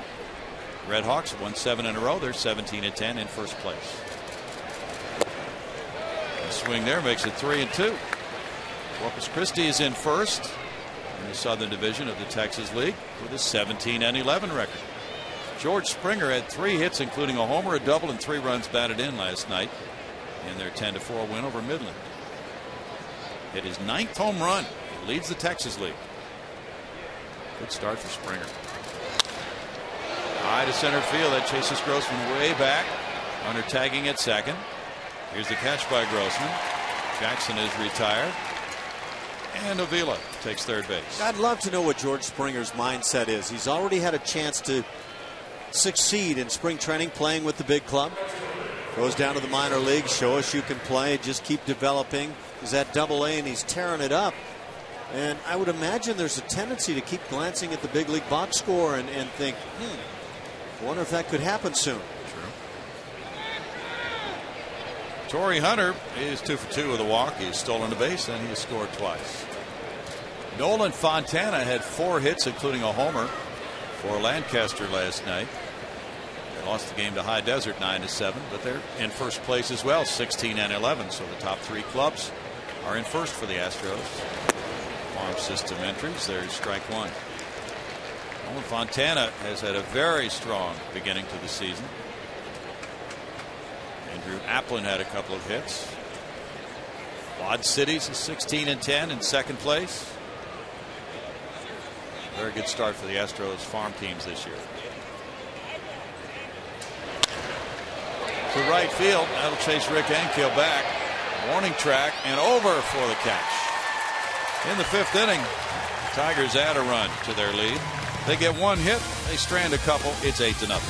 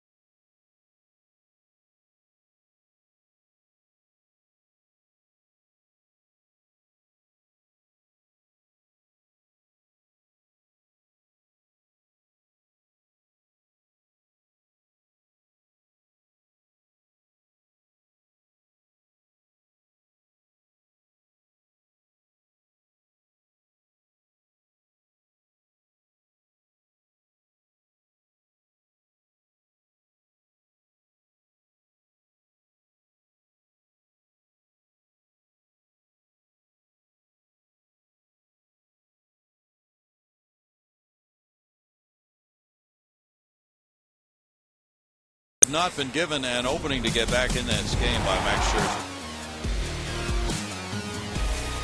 Guy is tough, and again, we talk about the strikeout, but he is a strikeout master among starters. That slider comes into play. You can see the sinking action all the time, but he throws hard to go with it, and just blew that heat right on by Jason Castro, a very good fastball hitter. 4 innings of 1-hit shutout ball with no walks, 6 strikeouts. Nearly perfect. He gave up a single to Robbie Grossman, the first man he faced. Grossman was thrown out stealing. Carlos Pena worked the count to 3-2 as he led off the second inning and then hit a fly ball to right field. The infield shifts around as usual for Carlos. So that's 11 straight now, retired by Scherzer. And strike one for Pena. Pena with the second bunt hit of the year last night. Has 25 bunt hits for his career, more than that actually. He's one of 3 players active who has at least 25 bunt hits for his career and 250 homers. Derek Jeter and Carlos Beltran being the other, although Jeter's on the disabled list now.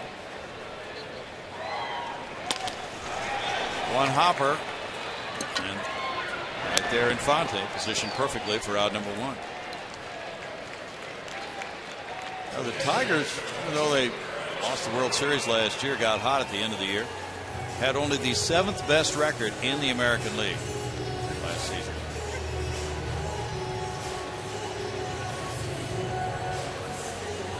Carlos Corporon hit the first pitch in the air. The center fielder caught it in the second inning.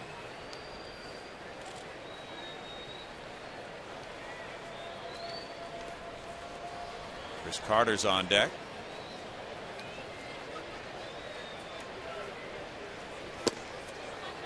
Scherzer with the tied breaking ball is in front 0-1 in the count. Scherzer has 55 major league wins, 42 losses. Last year a 16-win season was his best. He was 16-7, worked 187 innings, struck out 231. 4 balls, 2 strikes. Yeah, those Tigers you talk about a year ago that got to the World Series in the middle of June were 6 games out of first place. Shane Leland is the leader among active managers in wins, 1,693. 6 games under 500 in June. So obviously they started their season the first 2.5 months or so and not playing good baseball.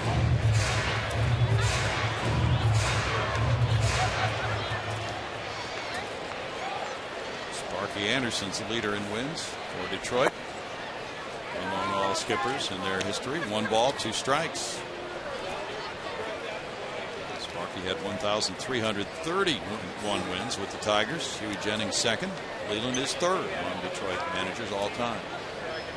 Joaquin Benoit is getting loose in the bullpen for the Tigers. That's roll to first. Fielder toss to Scherzer. 2 outs.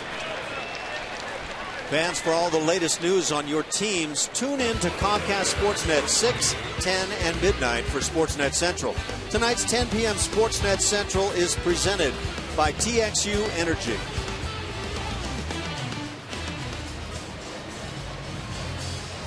Well, it's just some kind of a night to enjoy. The Astros would like to enjoy some things at home plate because Scherzer is mowing them down. That's 13 straight. Chris Carter struck out in the second inning. This time a pop-up will be in play. Fielder comes in. And the ball is foul for out number 3. We go to the 6th inning. And the Tigers lead it 8-0.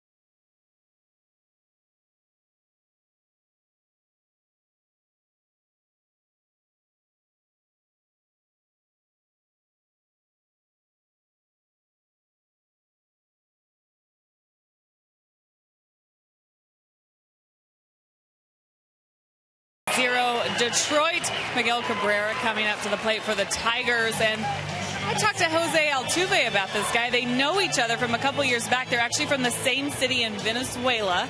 And Jose Altuve just adores Cabrera. He said he is the best player on the planet. No question. Altuve, a big fan of Cabrera's, and they actually play softball in the offseason for charity in Venezuela. They hang out a bit. Can you imagine watching these guys play softball together, guys? Oh, boy, the ball looks about as big as a softball right now to Cabrera and to Altuve. And how odd is it that they were tied for the Major League lead in hits coming into this game, too? Wonder which one the power hitter is. Yeah. Miguel Cabrera takes ball one from Jose Cisnero. Well, I don't think you'd get any arguments about Miguel Cabrera being the best hitter on the planet right now.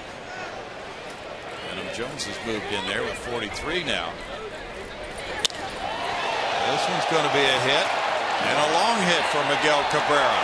He bangs it off that facing, and that's his second long ball of the game. It's a 5 RBI game for Miguel Cabrera. And it's 9-0 Tigers. Well, he's making this look far too easy. But I think at times that's exactly what it feels like for this guy. He is that good.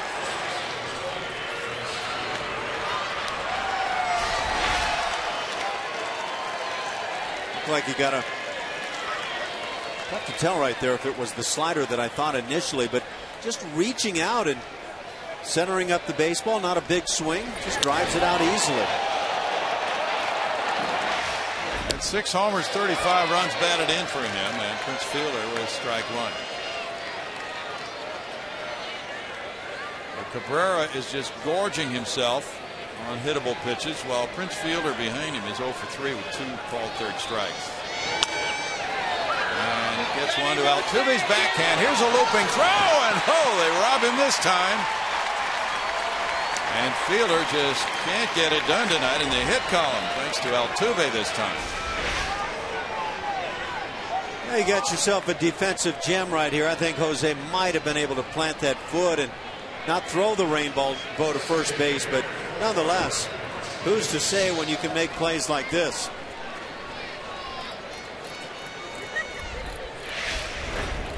Tremendous work by Altuve with the glove. Rob Fielder. Cabrera has had his 26th career multi-home run game tonight. Last time he did it was September 18th of last year. Strike to Victor Martinez. He might win the Triple Crown again in his career. Going right after it. Yeah, and it could be this year. You're right. In tight to Martinez. That makes it a 1-ball, 1-strike count.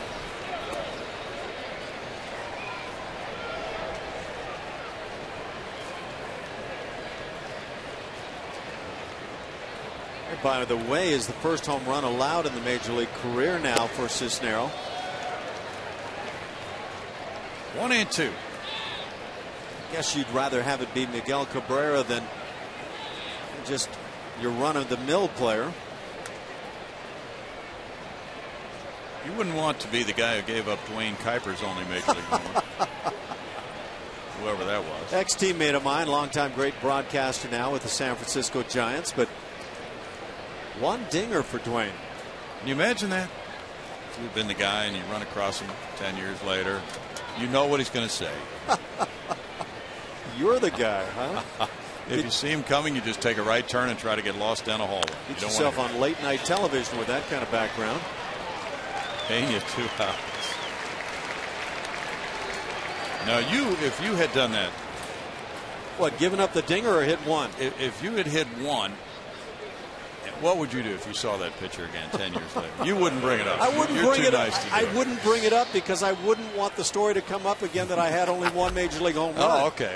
That's another way of looking at it. You're right. You got to have some logic involved there. Andy Dirks is 0 for 2 with a walk.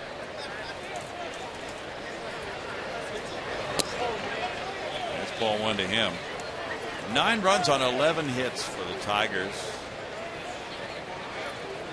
They have been Tigers tonight ever since the first batter, Jackson, cracked a line drive hit. 1-1. They got 4 runs on 5 hits in the first. Added 2 more on a Cabrera homer in the second. Now Cabrera has gone off for the second time and gotten his 3rd hit. He's been on base all 4 times. 1 ball, 2 strikes. Cabrera's numbers are off the charts right now. He came into this game with a 447 on base average, 561 slugging percentage. That's a shot foul. Bo Porter happened to encounter him as they both arrived at the ballpark for the opener of this series Thursday, and Bo was kidding Miguel Cabrera and said, "You might be a guy who walks 14 times in a 4-game series." So the respect was already there. There's a roller out to Altuve, and he puts him out. So the Cabrera long ball, again a no-doubter. The talented third sacker makes it 9-0 Tigers.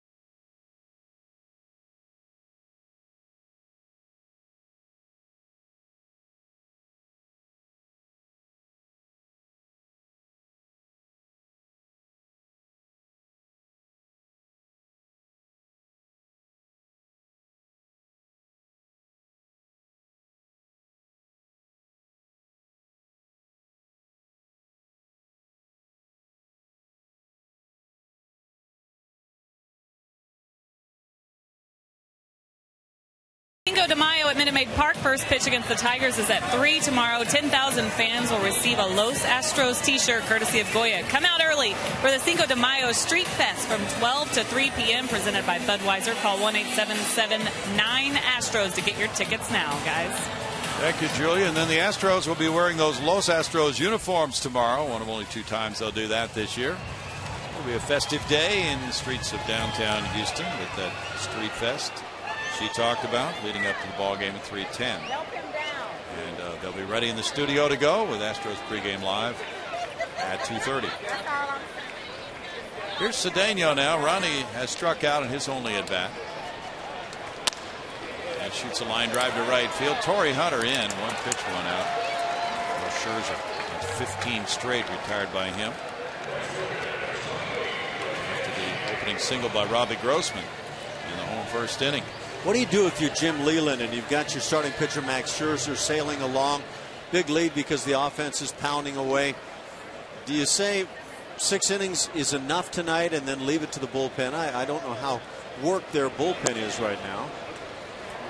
Strike 1 to Rick Ankiel. Fair question, though. Long season for those starting pitchers as well as the guys coming out of the bullpen. Yeah. Catch that rest when you can. Right. Ankiel fouls it back. They do have a couple of banged up relievers on the disabled list. Former Astro Octavio Dotel and lefty Phil Cope.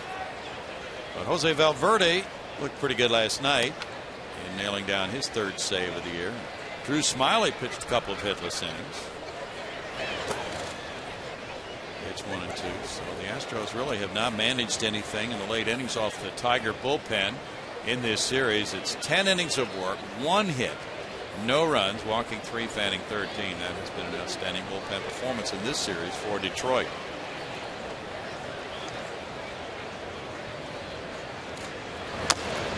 Good question, though. Scherzer has pitched 31 1/3 innings in his first 5 starts. At this point, if Jim Leyland, watching him be effective the way he has through 5 1/3, he's thrown only 69 pitches. He won't have to worry too much about that.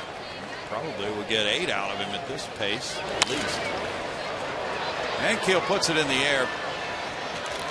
Shortstop Peralta out. Second baseman Infante 2 down. Yeah, that pitch count could be the determining factor. And with 70 pitches, 2 outs into the 6th inning, an extremely easy night to this point for Scherzer. The fewest pitches he's thrown in a game this year, 87, came in his first start against the Yankees. He went 5 innings in that one. Well, let's go back to the original premise. He's a big strikeout guy, and big strikeout pitchers generally have a lot of pitches just trying to get through 6, maybe 7 innings. Good point. Matt Dominguez struck out in the 3rd inning. Sometimes a big strikeout pitcher in a game like this is better off not being a big strikeout pitcher. Pitch more to contact, try to get some 1 and 2 pitch outs, and he did that on Cedeno's line drive to lead off this inning. By the way, quickly back to Dwayne Kuiper so we can make a little more fun. The 1 home run he hit came against a Cy Young winner. Ooh. Line shot. Dominguez gets it into left center field for a hit. That's hit number 2 for the Astros. I find that Steve Stone, another broadcaster, it's all about the broadcasting aspect of things, is the guy who gave up that lone long ball. Stoney. Boy, that's pretty hitting by Matt Dominguez. We talked about Dwayne Kuiper. Had a slider up out over the plate and stayed right there. Might have been what Steve Stone threw to Dwayne Kuiper. Grossman is 1 for 2. Dominguez is not being held on by Fielder with 2 outs. They call Matt Domingo. Ball 1. Bo Porter was kidding him today because Brandon Barnes ran out to 3rd base and took about 4 ground balls. Hey, Domingo, you watching that? He said, yeah, I watched the way he backhanded the ball and I'm not worried. This one gets by Avila, and that allows Matt Dominguez to move to second base. 2 balls, no strikes on the wild pitch by Scherzer. Just completely yanked that one.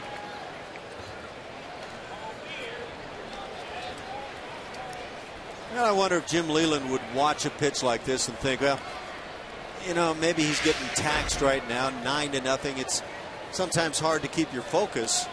He's allowed all of 2 hits tonight. Yep. Big 9-0 lead.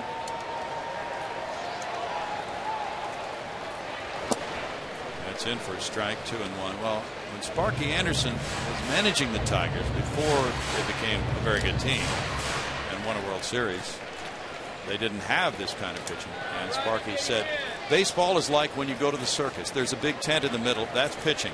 Everything else is a sideshow. Okay. Yeah. You're buying into that, aren't you? 2-2. Well, in 1992, Sparky Anderson's Tigers proved that point. They led the American League in runs with 791, but they were outscored. They gave up 794. So they finished 75-87 despite leading the league in runs. I always love circus references when you're talking about baseball. Yeah. Well, it is kind of a high wire act for a lot of folks. It is. These Tigers had a club back in 2003 that won all of 43 games while losing 119. Surprisingly, they finished in last place that year. And they came back and won 72 games the next year. Boy, 29-game improvement. Amazing. That is. It has to rank among the best in history.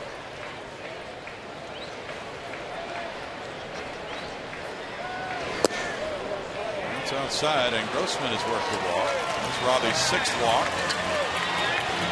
You know, again, 2003, they won all of 43 games, lost 119.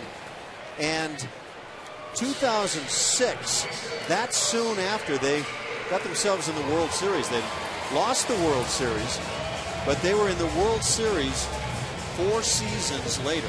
That is pretty amazing. 3 seasons in reality later. Yeah. That is a quick bounce back. Jose Altuve is 0 for 2.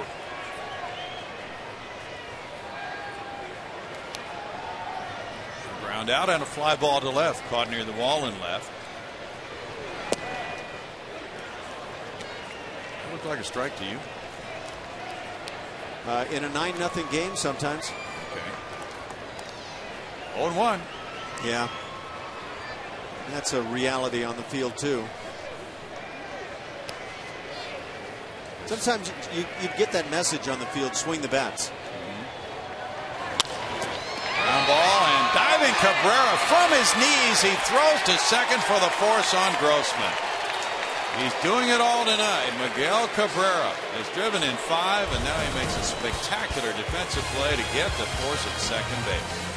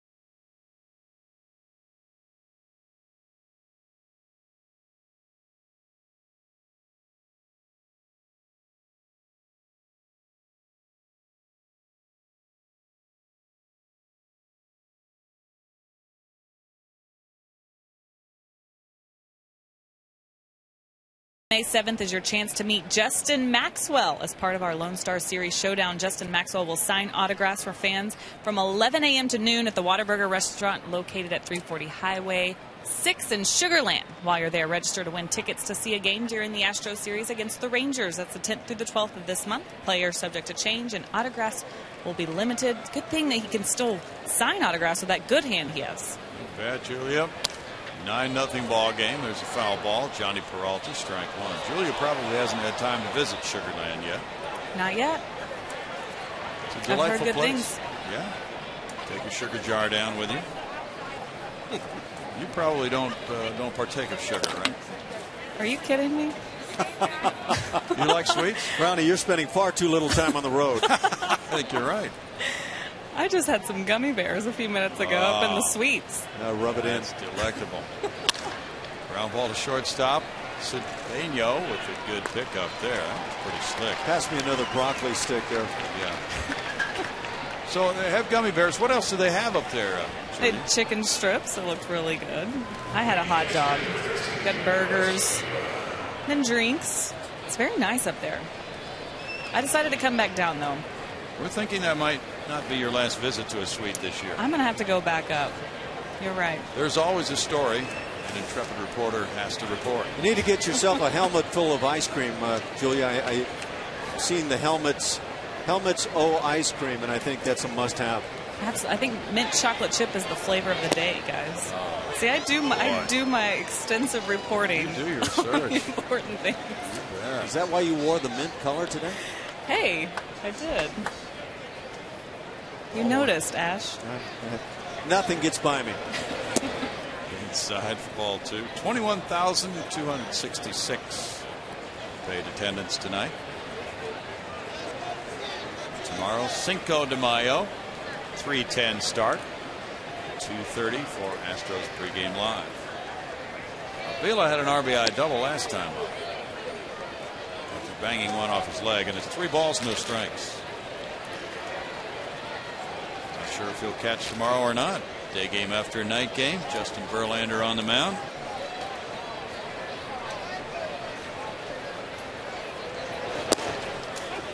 Strike makes it 3-1. I don't know, when you have a 3:10 start, is that a day game? It's considered to be, yes, a day game, and there's been a lot of research into this. 4 o'clock Eastern? Yeah. Statistical people have worked very hard to determine that that is considered to be a day game. What's the cutoff point? I mean, I knew you were going to ask. If we're going to keep stats to that level, where do they cut it off? I'm saying anything before 6 o'clock is a day game, but that might not be right. So if you have a 5 o'clock start and you get into the 7th inning and you get a hit, are you a better night hitter than? You know how the stats go. You bring up a really interesting point that I had never ever thought about for some reason. You going to drop it? It's a sharp single up the middle for a hit. What would you think? I don't know, but I hear about these guys with blue eyes, and I was in that category, and they have a tough time during the day games, and so I didn't know this. Tell me more about this. Blue-eyed people have a hard time. Josh Hamilton, I think, came up with that malady last year that became a reason that he was struggling late season, and had to get some contact lenses or glasses or something that was going to help that whole situation. I don't know. So did he turn his eyes brown with the contact lenses? Well, that's all they needed to do. Strike 2, Omar Infante. He's been on all 3 times tonight. What was that Crystal Gale song? Don't it make your brown eyes blue? There you go. But this is the other way. And you talked about me with old highlights. Crystal Gale, I'm sure a lot of the young kids are thinking, yeah, I know who that is. Yeah, right. No balls, 2 strikes. George Jones just passed away this week. Spent a lot of time around Beaumont. One of the great country singers. I saw that headline. The Possum. Line drive, Cedeno makes the catch. And why was he called the Possum? I'm not sure. That's out number 2. There were people camped out waiting for tickets to get in the old Grand Ole Opry to see the memorial service for George Jones. Yeah. One of his great hits was, you know what it was. He stopped loving her today. Oh, yeah. Jackson is 1 for 4. There's ball 1.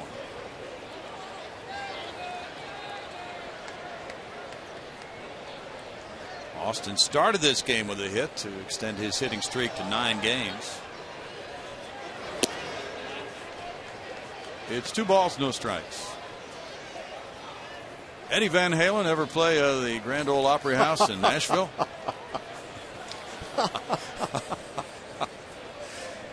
Not to my knowledge, anyway. Not a crossover artist. 3 balls, no strikes. Well, now, with which lead singer? I guess we have to specify. No idea. DLR or Sammy Hagar? Not too sure.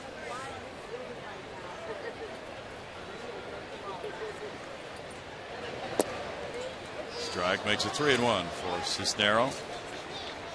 In relief of Lucas Harrell. And a chance for Cisnero here to stretch it out. Day game coming tomorrow. The shot past the diving Dominguez into left field. That's going to be a ringing single, hit too hard for Avila to take a chance to get to third base. Here comes your basic rope right there. You see that hook when you hit one right on the screws that you'll impart. He did. Nice sharp swing on it. 13 hits for Detroit, a 9-0 lead. Torrey Hunter has 2 of those hits and a walk.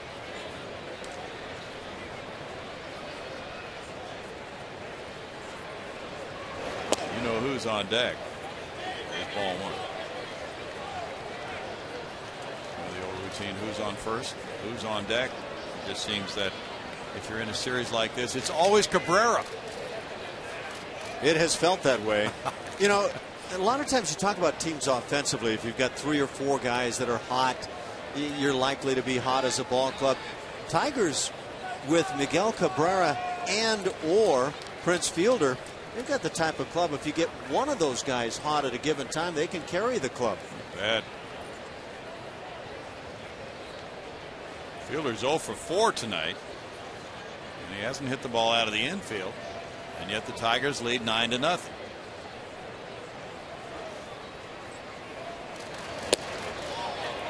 One ball, one strike to Torrey Hunter.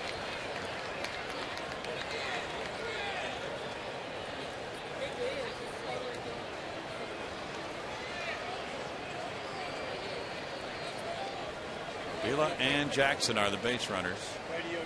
Seattle beat Toronto 8-1. Iwakuma beat Dickey 2-1. So Cy Young Award winner from last year, R.A. Dickey in the National League, is 2-5 with Toronto with a 5.36 ERA after giving up 7 earned runs in 6 innings today. Not going all that well.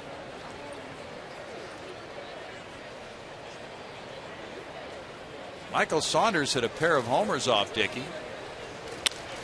Fly ball over shortstop. Cedeno out. That'll dunk in for a hit in front of Grossman.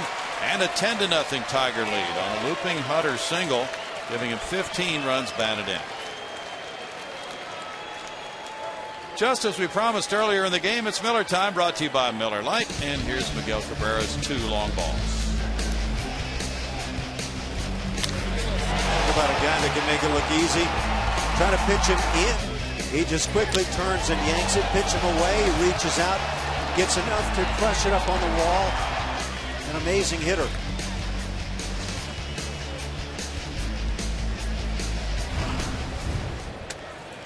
Perhaps on his way to the Hall of Fame. Now, with a 5 RBI night underway, he comes up here in the 7th inning with 2 more men on. That's ball 1 to Cabrera.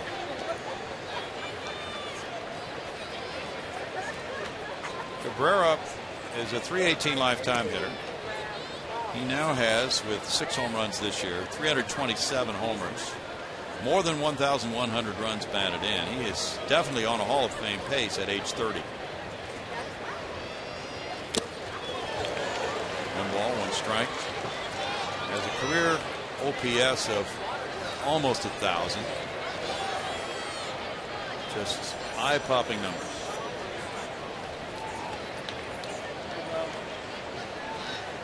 .513 batting average with men in scoring position coming into this game tonight.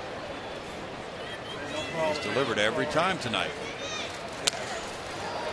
A lot of people felt we would never see a Triple Crown winner again in this game, and there you go. Carl Yastrzemski was the last one. That was 1967. Each guy with 44 dingers. Rather impressive there. Yeah. But that combination of power and batting average, ability to drive in runs. Things have changed a bit, though. The OPS, slugging and on base combined, is such a key stat. Into right center field. He's going to drive in at least 1 more. Here's Ankiel throwing into Cedeno. It's 11-0. And a 6 RBI game now for Cabrera. Jackson scoring. Hunter went to third base. He can take this inside pitch, yank it for the home run to left, or fight it off and shoot it into right field. Well, I think you could come up with a determination as to how we're going to pitch this guy tonight, set up your defense, and he'll completely cross you up.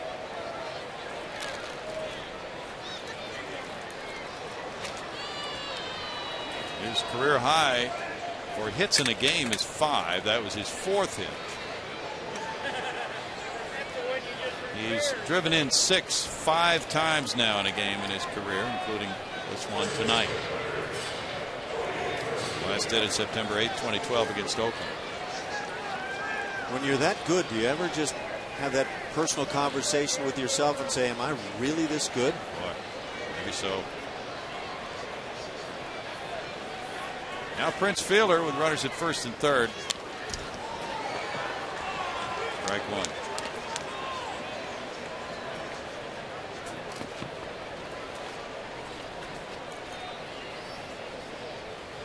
Eleven runs on 15 hits for Detroit.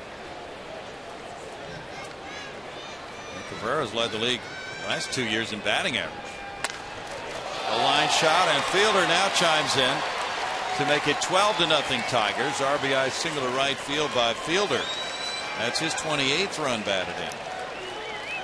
Cabrera has 36. Well, it's hard to keep him out of the party.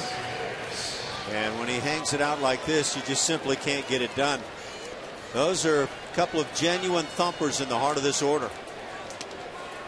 Now Paul Clemens is warming up for the Astros. We've had a lot of congratulations on that bench tonight. 12 runs on 16 hits. Victor Martinez drove in a couple in the first. He's 1 for 4. Clemens getting loose.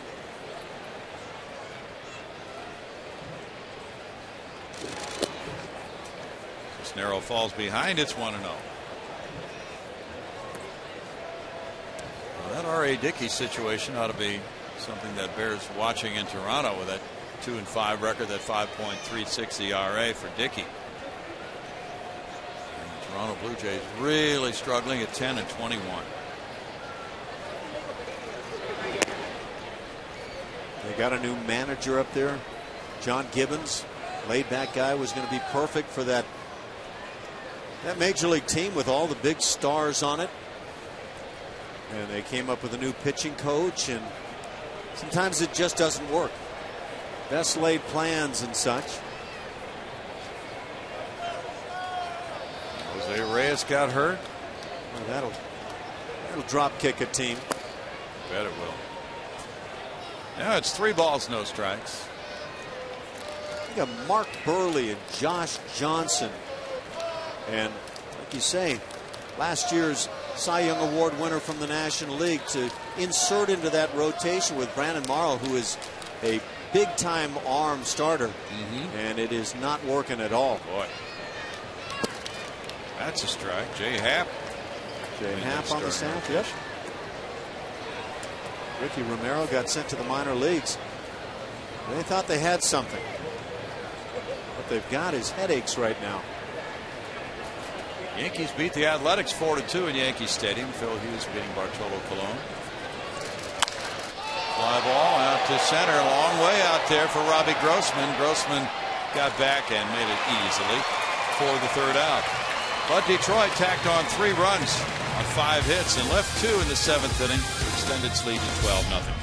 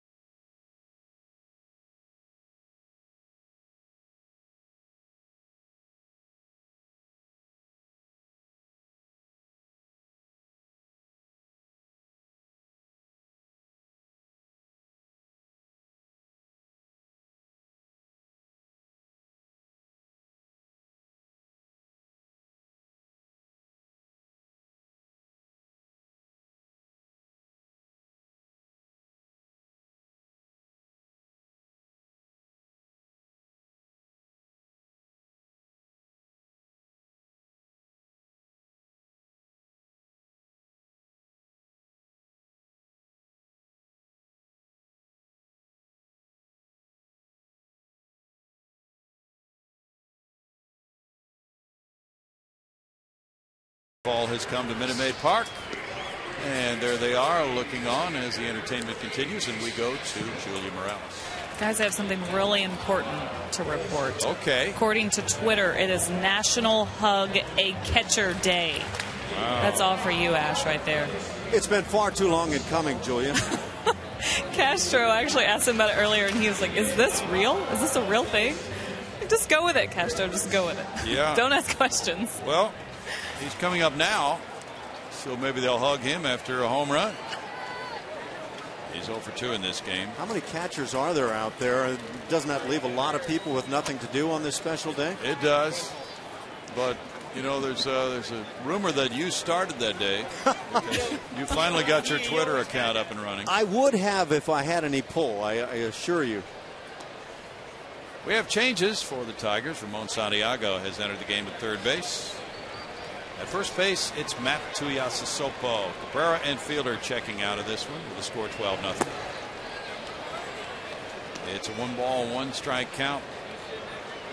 Jason Castro on National Hug a Catcher Day. Jason Castro is smart enough to have gotten that started. Who started Hug a Tree Day? Yul Gibbons, I think. 1 ball and 2 strikes. You going to refute that? No, you're. I think you're dead on with that one. Yul Gibbons, forgot about him. Indians beat the Twins. That score was 7-3 Cleveland, and Scott Kazmir got his first win in the majors in a while, beating Kevin Correa.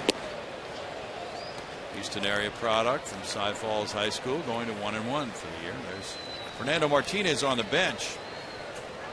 2 balls, 2 strikes. J.D. Martinez continues his rehab assignment at Corpus Christi. Change up. Boy, that is utilization of that changeup to the max by Max. Yeah. Strikeout number 7. And Brandon Laird will be the pinch hitter for Carlos Pena.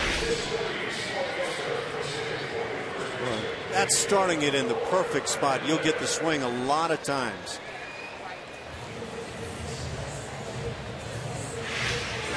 He is pitching extremely well tonight.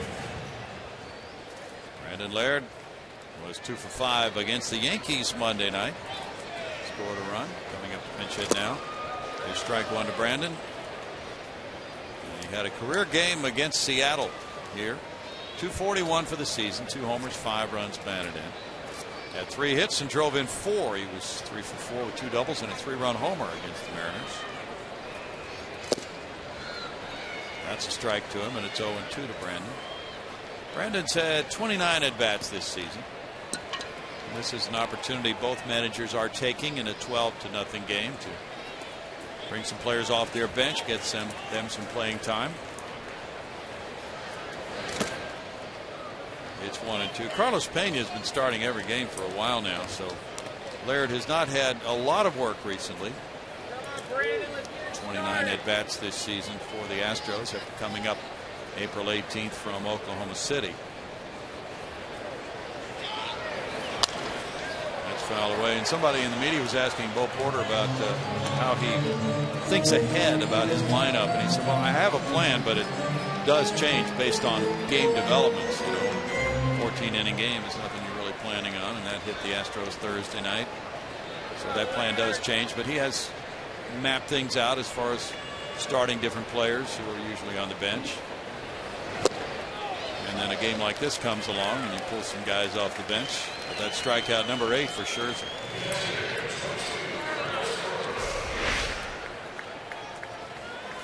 Yeah, Max Scherzer maybe assessing his night. If there was anything negative you could say about it, it was simply that he didn't have a whole lot of strikeouts compared to what he normally does, and suddenly he starts to pick those up. He has 8. Carlos Corporan is 0 for 2. Fly ball to center, a ground ball to first. He looks at ball 1.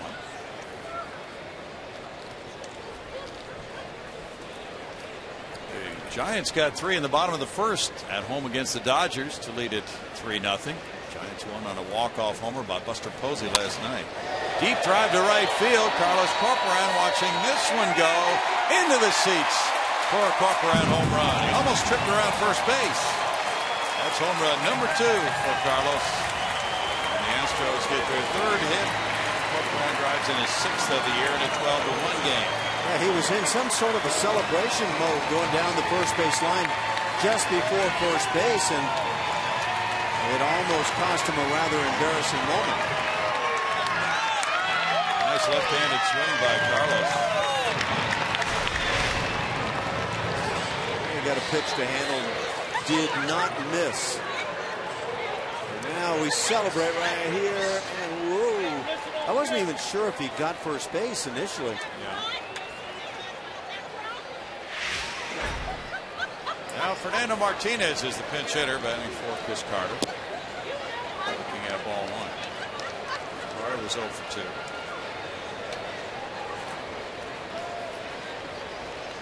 Corcoran with both of his homers as a left-handed batter this season. The bouncer to second. Infante over to first. And in the 7th inning, it's 1 run, 1 hit. The Corcoran home run makes it 12-1 Detroit through 7.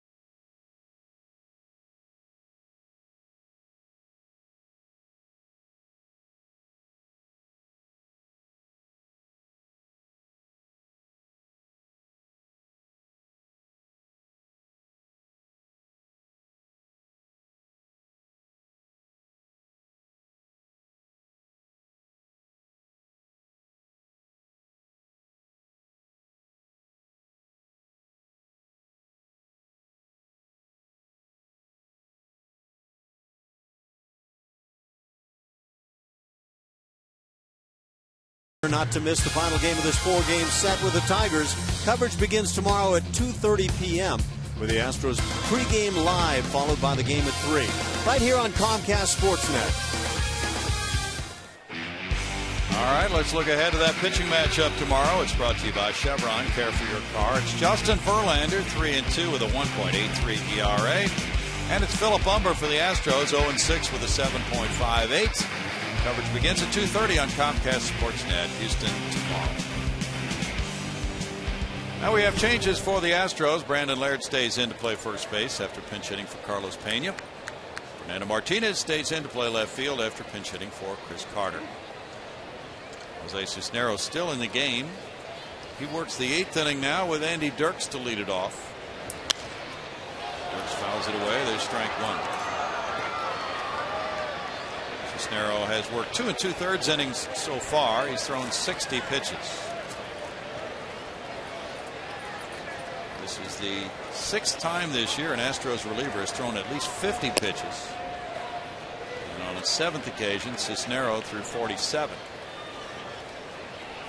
1 ball, 1 strike.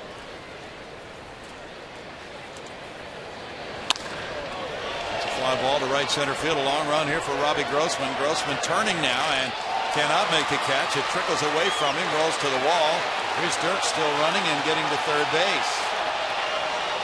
Robbie did not run exactly to that spot. It's going to be a triple for Dirks, his first of the year. And then he tried to adjust and bolted over toward the Astros bullpen, but Dirks got it in for a triple. Is he a good route runner? Well, check this out and see.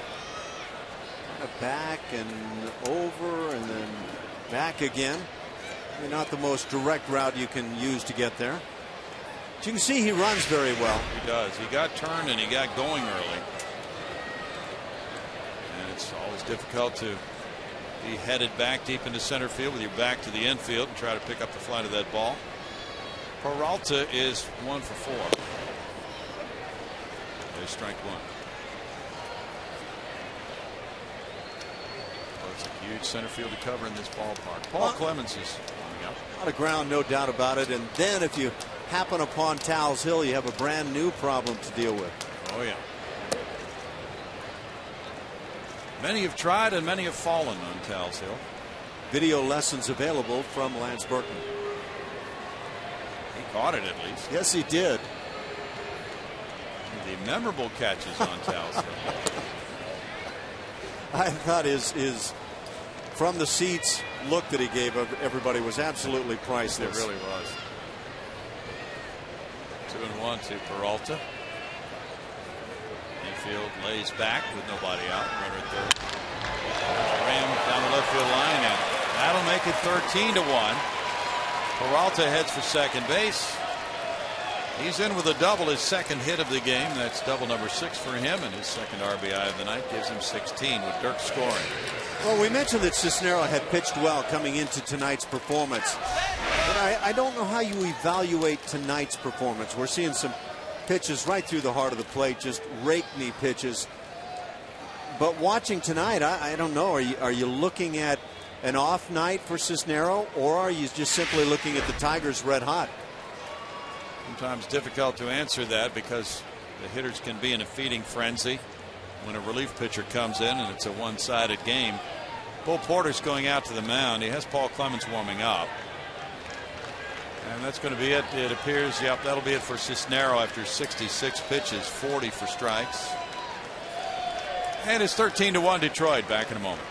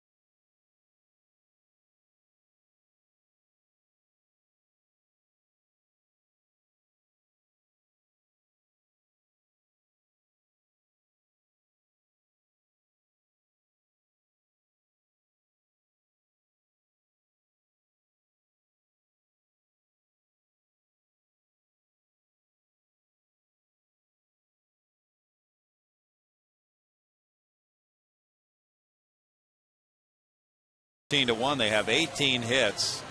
That's a season high for the Tigers. That includes Miguel Cabrera hitting a pair of homers and driving in 6 for the 5th time in his career in a game. He has 4 of those hits and a bases loaded walk. And the Tigers continue on the attack here in the 8th inning with a triple by Dirks and an RBI double by Peralta. That brings in Paul Clemens. He's pitcher number 3 of the night for Bo Porter. Paul in 7 games, 1-1 with a 4.34 ERA. Another one of those inning eaters for the Astros. He's been valuable in doing so. Guy who throws hard. Kind of a loose, free and easy personality. Can get upset at himself, but sometimes you find those guys excel in the back ends of bullpens. Yeah, it's an interesting conversation about Paul, who's walked 4. He's had good command.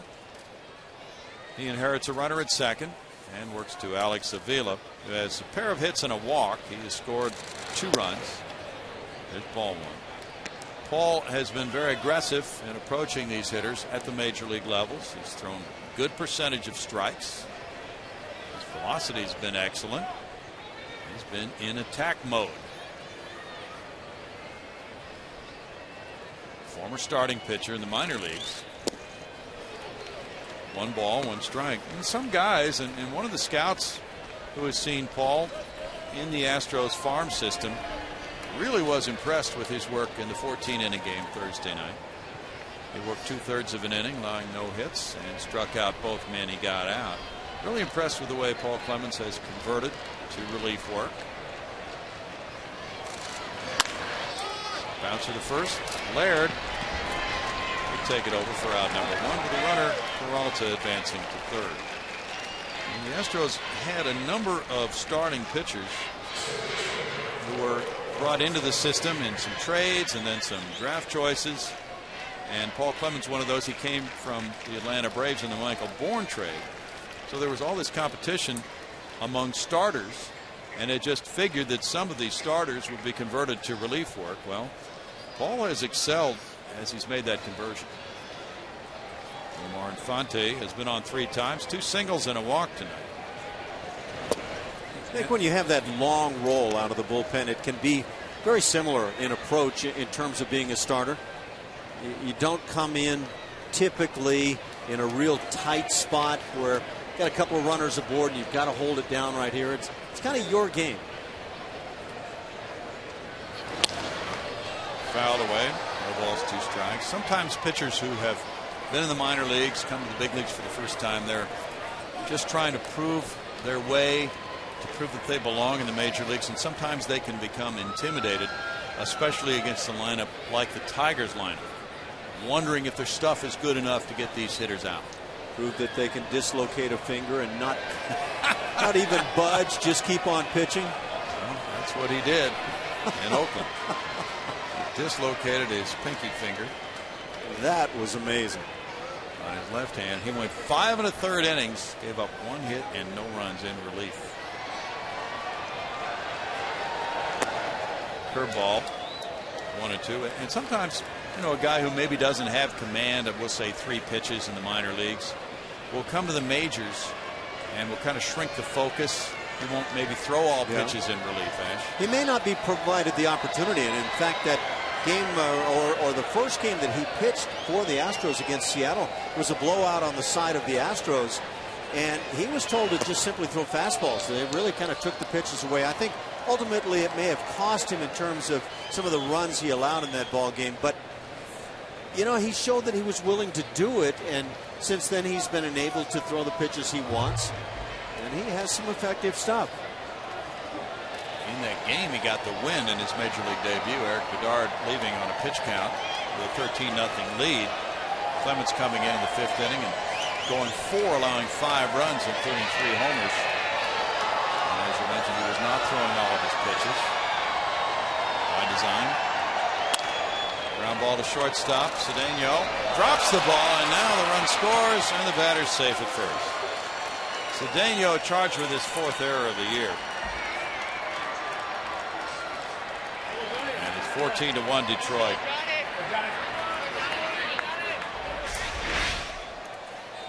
Well, he fielded it cleanly. That exchange became troublesome. Infante is credited with an RBI. The runner breaking from third on the error by Cedeno. Now Don Kelly's pinch hitting for Austin Jackson. Puts that liner into the seats for strike 1. Kelly had the big hit to break the tie in the 14th inning Thursday night. Tigers won that one 7-3. He had a bases loaded single after 2 intentional walks to Cabrera and Fielder with 1 out. Loaded the bases. Kelly with that .219 batting average has had 32 at bats.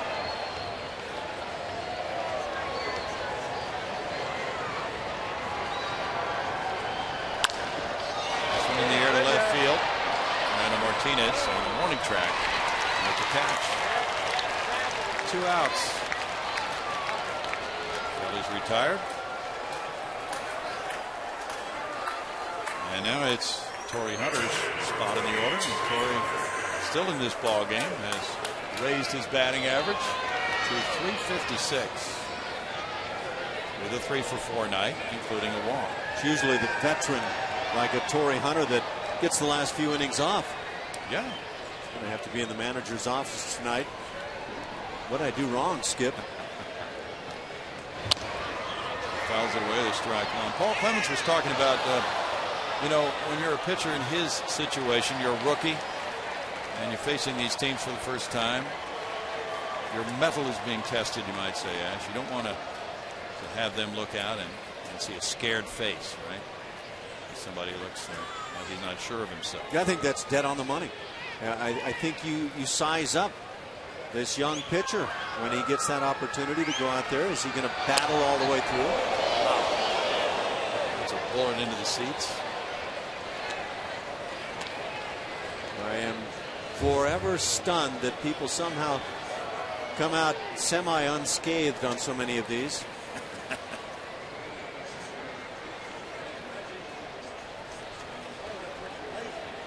Jose Cisnero in 2 2/3 innings allowed 8 hits, 6 runs, 1 walk, and 1 strikeouts. The gentleman either took one on the arm or he's thinking about pitching tonight. That's a fair ball, and into the left field corner it goes. Torrey Hunter gets his 4th hit of the game, and here's a run scoring without a throw. Ball stayed in the left field corner for a while. Must have been a problem for Fernando. We cannot see a play like that. Hunter gets an RBI on the double. His second RBI of the night, 16th of the year. Double number 9 for Torrey. A third baseman off the line, and that gap provides the double.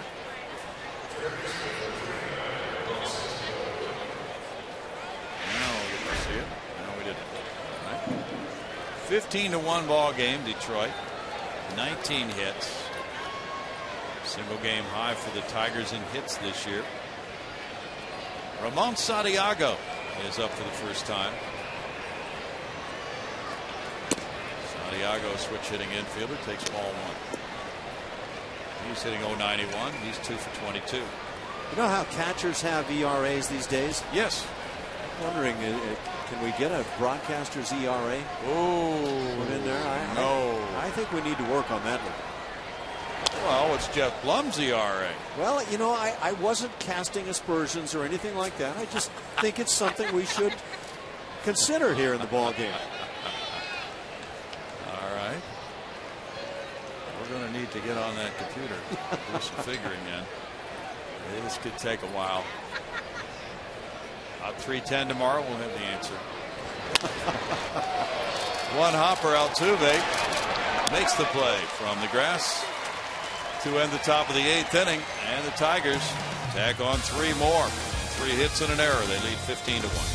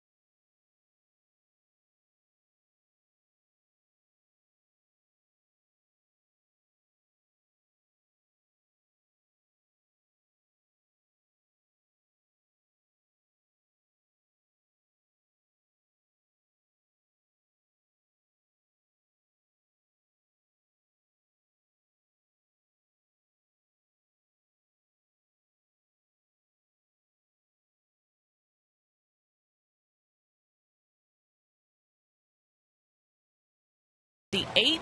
MLB.tv is celebrating 11 years. Join the millions of fans and subscribe today. Watch every out-of-market game live online on your favorite mobile and connected devices in HD quality with MLB.tv Premium. Visit MLB.tv. Baseball everywhere, guys. Thanks, Julia. 15-1 ball game on a Saturday night. The Astros were shellacked by 13 runs here when Cleveland beat them 19-6 back on April 20th. Don Kelly stays in to play center field. And the Astros come up now against Max Scherzer in the bottom of the 8th inning with the 7, 8, 9 hitters 2 up. Cedeno, Ankiel, and Dominguez.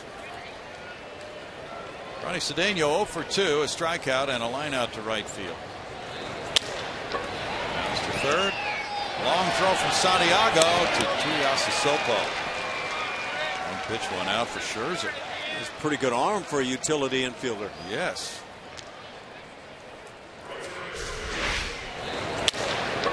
This is the way you glove it and plant the right foot. And not exactly a Ken Caminiti throw, but not too bad. It worked. Rick Ankiel is next. He's 0 for 2. Al Albuquerque is getting loose for the Tigers. He hasn't pitched in this series. He might be getting the 9th inning. There's strike 1 to Ankiel. There's Al.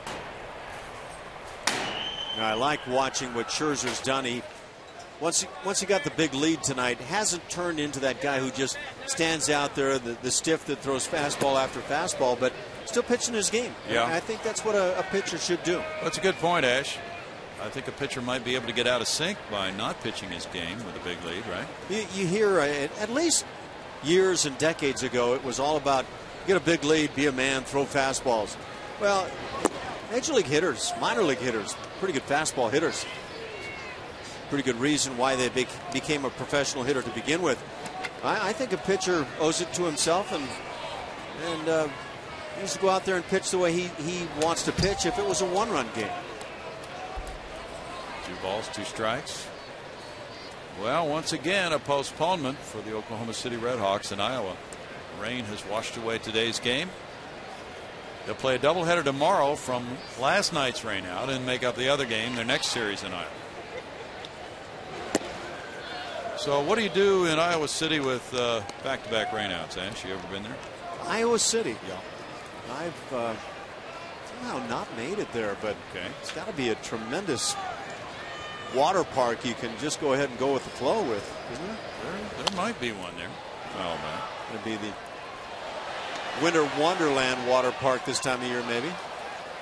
Let's see. They're in Des Moines, aren't they? So I was wrong about Iowa City. They're in Des Moines, Iowa. Scherzer has thrown 19 of 26 first pitch strikes. There's stuff to do in Des Moines. They could go watch the corn grow. There's stuff to do in Des Moines. Now, there's a slogan. Yeah. Well, that's a Chamber of Commerce slogan. I want to see that billboard. Come to Des Moines. There's stuff to do here. You could go to a movie. That's ball 4. Rick Ankiel takes the walk. That's the second walk for Scherzer tonight. You are the guy that comes up with some of these slogans, huh? Well, somebody has to. That's for sure. Matt Dominguez lined a single to left center field in the 6th inning. Jeff Jones, the pitching coach, on the top step. Scherzer at 103 pitches for the game. It was a restaurant. I don't know if they're still around, actually. I apologize, but it was known for their ribs, and on the marquee it always said, "A place for ribs." Okay. Well, could you be more glowing about what you guys sell? A generic ad. You could go here or there, but we're a place for ribs. Yes. Well, you know the place for ribs because you broke 2 of yours. Yeah, I'm going to become a fan of pretty soon again. Bouncer in the hole at shortstop. Santiago gets the out at second. Here's the turn by Infante. Wow. Nicely done. Good baseball. 15-1 Detroit.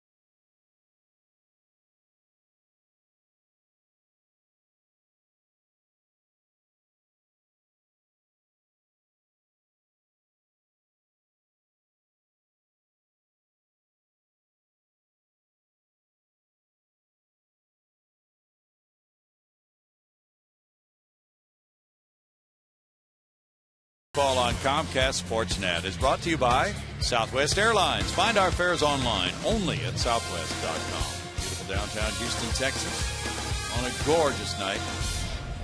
15-1 Detroit. We move to the ninth inning, and Paul Clemens, who is pitcher number 3 of the night, as Max Scherzer has departed, will work the top of the ninth inning. Jim Leyland with a handshake for Scherzer, who leaves after 8 innings of 3-hit 1-run baseball, walking 2 and fanning 8. And he is in line for a 4-0 start to 2013. You have pitched so well, young man. You've earned an inning off tonight. Clemens is working to Matt Tuiasosopo at 3:03. He has 1 homer. He's driven in 8. 33 at bats this year. There's ball 1 to Tuiasosopo.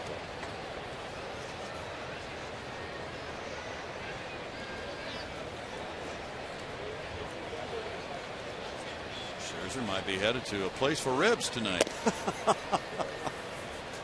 2 balls, no strikes. There's got to be something to do here.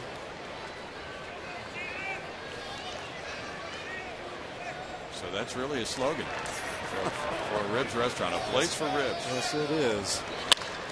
The shot foul. Not the place, mind you. Well, you know, I was going to tell you the story as we spoke about Iowa, and we were incorrect, but we finally got that side of the Iowa Cubs, Des Moines. What do you do in Iowa this time of year? About a trip we made to the Field of Dreams in Iowa.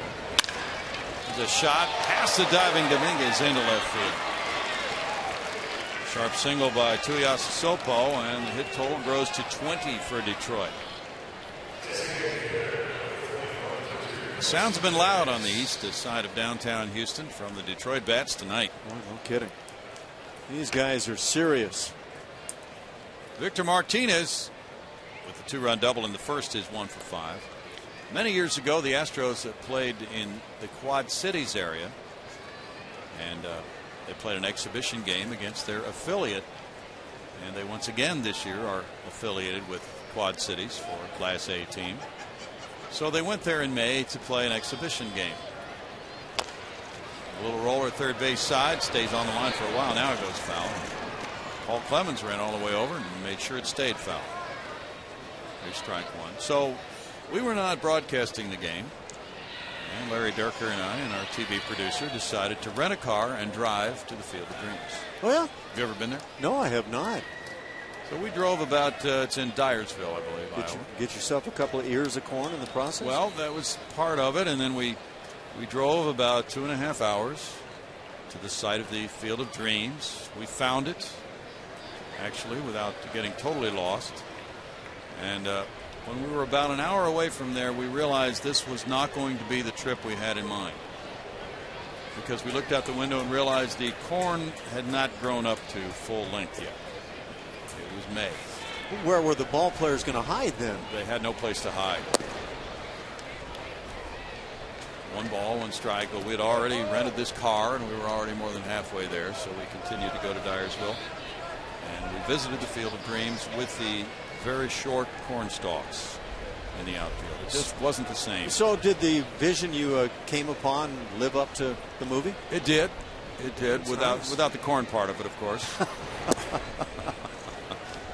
You didn't see Shoeless Joe by any chance, did you? We did not see Shoeless Joe. But then we had an even more interesting trip on the way back. The Astros had a charter plane arranged, of course, after the game. And we were able to pick up the game on radio on our way back to Quad Cities. Foul back, 2 balls, 2 strikes. And we were within about an hour of Quad Cities when the game was in about the 4th inning, we'll say, somewhere around in there. And we thought, okay, well, our timing should be pretty good for this. And then we were informed by the radio broadcaster that it was a 7-inning game. So that would necessitate stepping on it a little bit in order to make the flight, because they were not going to hold that airplane for us. No, I'd be surprised. Fly ball deep left field. Martinez turning, feeling for the wall. Now he backs off the wall, looks up, and that ball goes into the seats. 2-run opposite field homer, Victor Martinez, number 1. And that gives him a 4 RBI night. And it's 17-1 Detroit.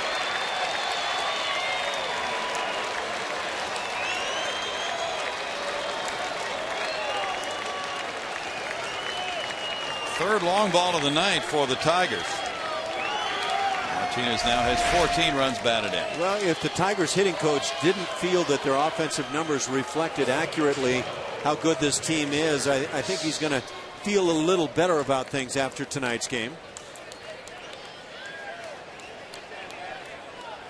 21 hits and 17 runs.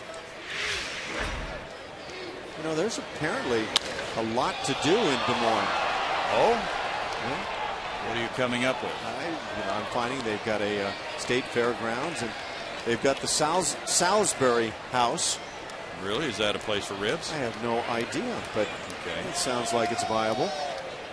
Historical Museum, Art Center. They've got the Papa John Sculpture Park. I don't think that's related to pizza at all, but no. But anyway, it just goes on and on. That sounds like it might have some merit for Tony DeFrancesco's Oklahoma City Red Hawks tonight. No balls, 2 strikes. Well, they're in first place. They might be feeling pretty good, but they do have a doubleheader tomorrow, so they'll want to be in early no matter what they're doing. Yeah, they've got a couple of 7-inning jobs tomorrow. That's kind of a nice thing about minor league doubleheaders. It really is. Popped up. Matt Dominguez over. 1 out. Yeah, they have 23-man rosters, so it makes sense not to play 9-inning games in doubleheaders. They even have a botanical center. Well, you're just coming up with all kinds of a travelogue idea. So if you happen to be in Des Moines at any time soon, it's there's just a plethora of options at your disposal. Johnny Peralta, the batter. He shoots 1 foul. By the way, that brings up a point. That is the AAA affiliate, of course, of the Chicago Cubs there, but with the Oklahoma City Red Sox, Red Hawks being the AAA affiliate of the Astros. Are broadcasters ever sent down? They've been traded. Yeah. Sure, you could tell us. Couple of broadcasters? Ernie Harwell was traded by the Atlanta Crackers for a catcher, Cliff Dapper.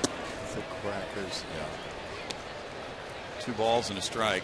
Broadcaster traded for a catcher. Now, does that go through the Players Association? How does that work? I'm not sure.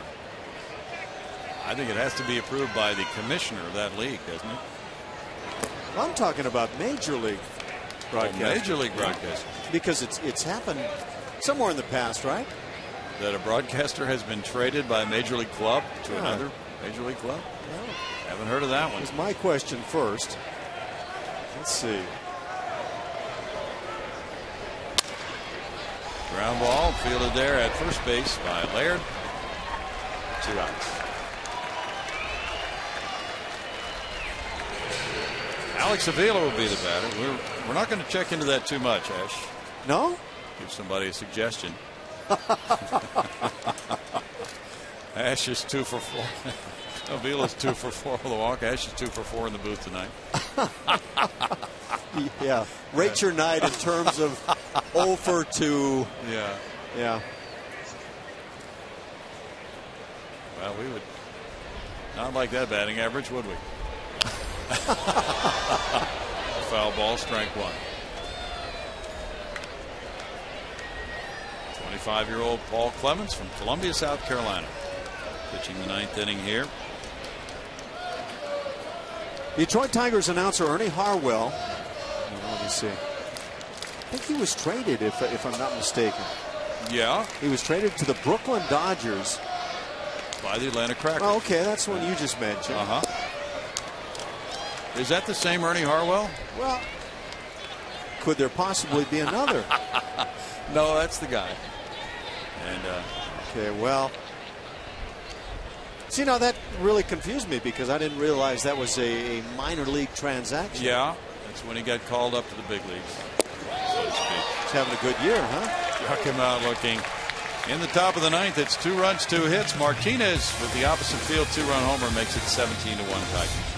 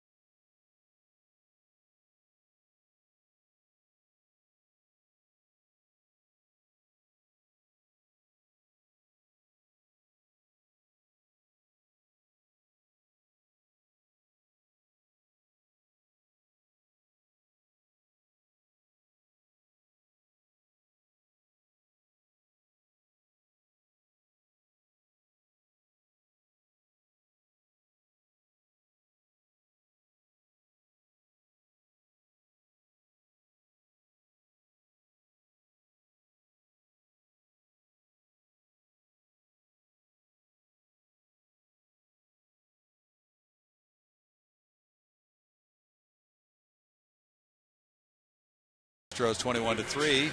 We go to the bottom of the 9th inning, and it's the top of the order for the Astros against relief pitcher Al Albuquerque. He has no decisions. His ERA is 1.5. In 12 innings, he's allowed 7 hits, walking 10, and fanning 21 in 12 innings.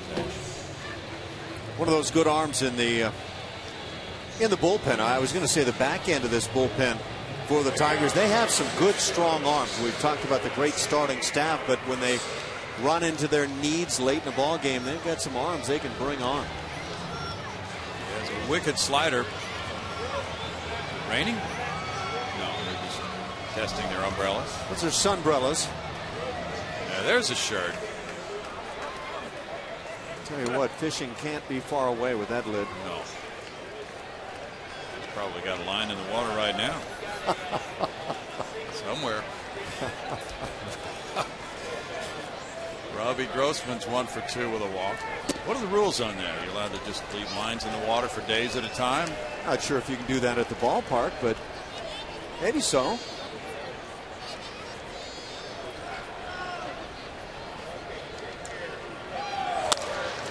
Fly ball left field coming in. Dirks is there. 1 out. For Scherzer's strong game, 8 innings of 3 hit 1-run baseball. Walking 2. He's impressive, isn't he? He really is good. And tomorrow, former Cy Young Award winner Justin Verlander, MVP. Kind of one of those series in terms of the starting pitching that has come at the Astros where you think, boy, this guy's good, and then you You go down the line and you think, wow, this guy might be better. Exactly. And so on. Jose Altuve is 0 for 3. That's ball one. Now Albuquerque is 26 years old. He's not from New Mexico. He's from San Pedro de Macorís in the Dominican Republic. The line shot, left field corner. Altuve legs it around first, heads for second base. The ball deep in the corner. Dirks gets it back in on a double by Altuve, his 8th of the year. Yeah, that was a genuine rocket, and the Astros haven't had many of those tonight. Fastball running toward the inner part of the plate. Just got busted with that quick swing.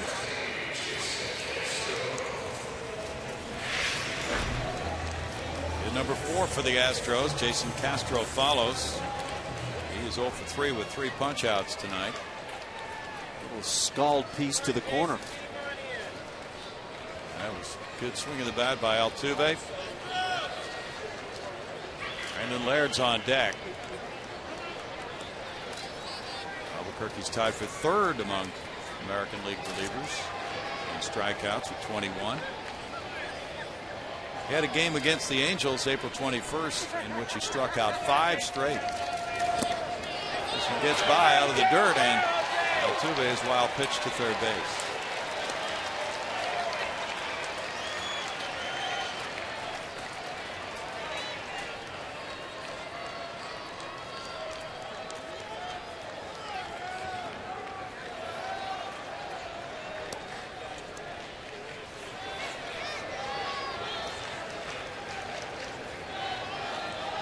Five strikeouts in a row he had against the Angels was the most in a row by a Tiger reliever since Nelson Cruz fans. 6 in a row back in 2000.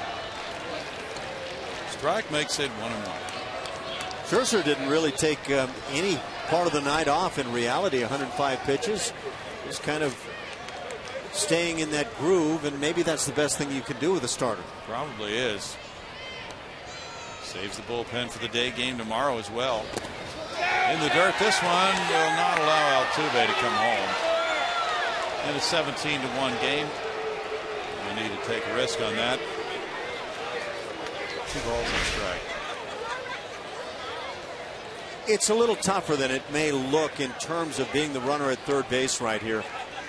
Altuve likely doesn't see the baseball at some point, and when he does, may not have much perception as to how far that baseball is away from the catcher. That's right.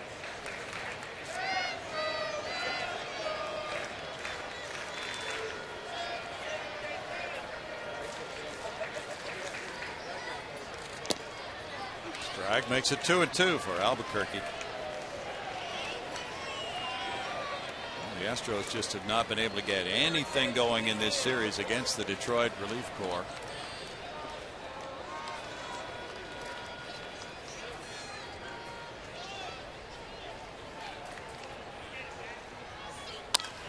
Grounded foul. Still 2 balls, 2 strikes. Last night the Astros scored 3 in the 7th, all those against the starter Pfister, and then Smiley and Valverde combined for 3 hitless innings. And it was a wonderful bullpen night for Jim Leland's club on Thursday night in the 7-3 14-inning win. The Astros did not score after the 4th inning in that game. 7 innings of 1-hit relief without giving up a run. There's a line shot into right. Now they get a run off the Tiger bullpen as Castro drives the ball for an RBI single. 7th run batted in for Jason. Yeah, get your swings in and hang out some line drives if given the opportunity here in the 9th inning. It's a long climb back, but you're always, as a ball player, looking to get yourself hot and ready to have a big day tomorrow if possible.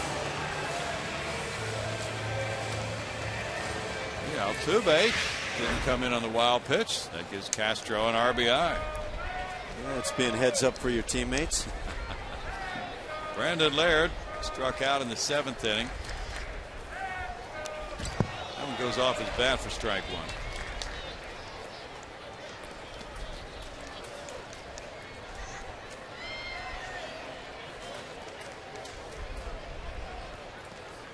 Up the road in Arlington, the Rangers lead the Red Sox 3-1. They've played 6. Ian Kinsler has the game's only homer, his 6th of the year.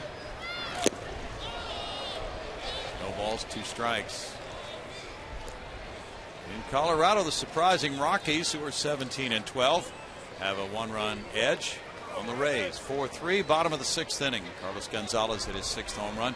David Price is on the mound tonight for the Rays. He's had a bit of a rough start here. He really has. Laird swings and misses, striking out. 2 outs now. Carlos Cabrera will be next. Price got into it with a home plate umpire. Tom Hallion, and they have, I don't know if they've kissed yet, but they've allegedly made up and all is fine. Well, one thing Mr. Price might want to stay away from is Twitter. When he goes public with remarks about the umpire like that. Corcoran hit a homer in the 7th. He's 1 for 3. You're aware that those 2 guys, Price and Hallion, got hit with $1,000 fines? Yeah. I hope they were able to handle that. Well, it's rarely announced to the public that an umpire has been fined. It happens quietly, but it's a definite statement when it comes out in public that an umpire has been fined. The tap goes foul, no balls and 2 strikes. So you're saying that the statement was larger than the amount that was tacked on? I would think that was what was the intent of Major League Baseball with that remark, with that action, because of Hallion's remarks in public.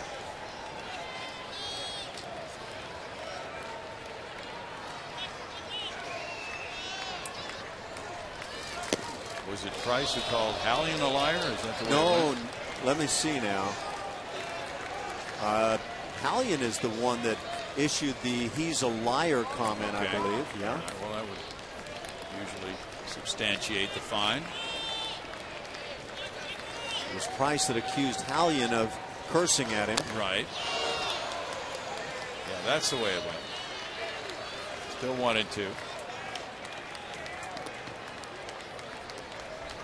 Diamondbacks are beating up on the Padres in San Diego, 8-0 in the 6th inning. A.J. Pollock hit his 4th home run.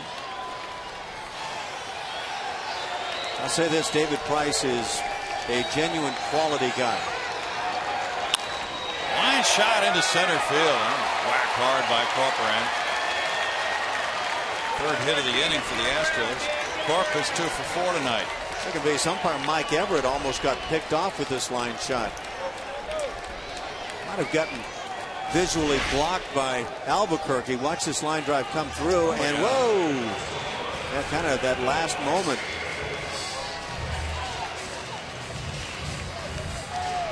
Oh, late.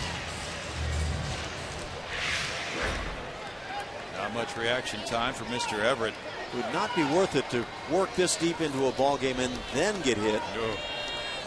Fernando Martinez bats. Strike 1 to him. He grounded out in the 7th inning. Reds beat the Cubs with 4 in the 8th, 6-4 today at Chicago. Logan Andrusek the winner. Carlos Marmol lost it. His ERA 6.17. No balls, 2 strikes. Soriano had a couple of homers for the Cubs. He has 3 now. Jim Leland's club trying to close it out for win number 18 of the year. That would be 8 wins in the last 9 games.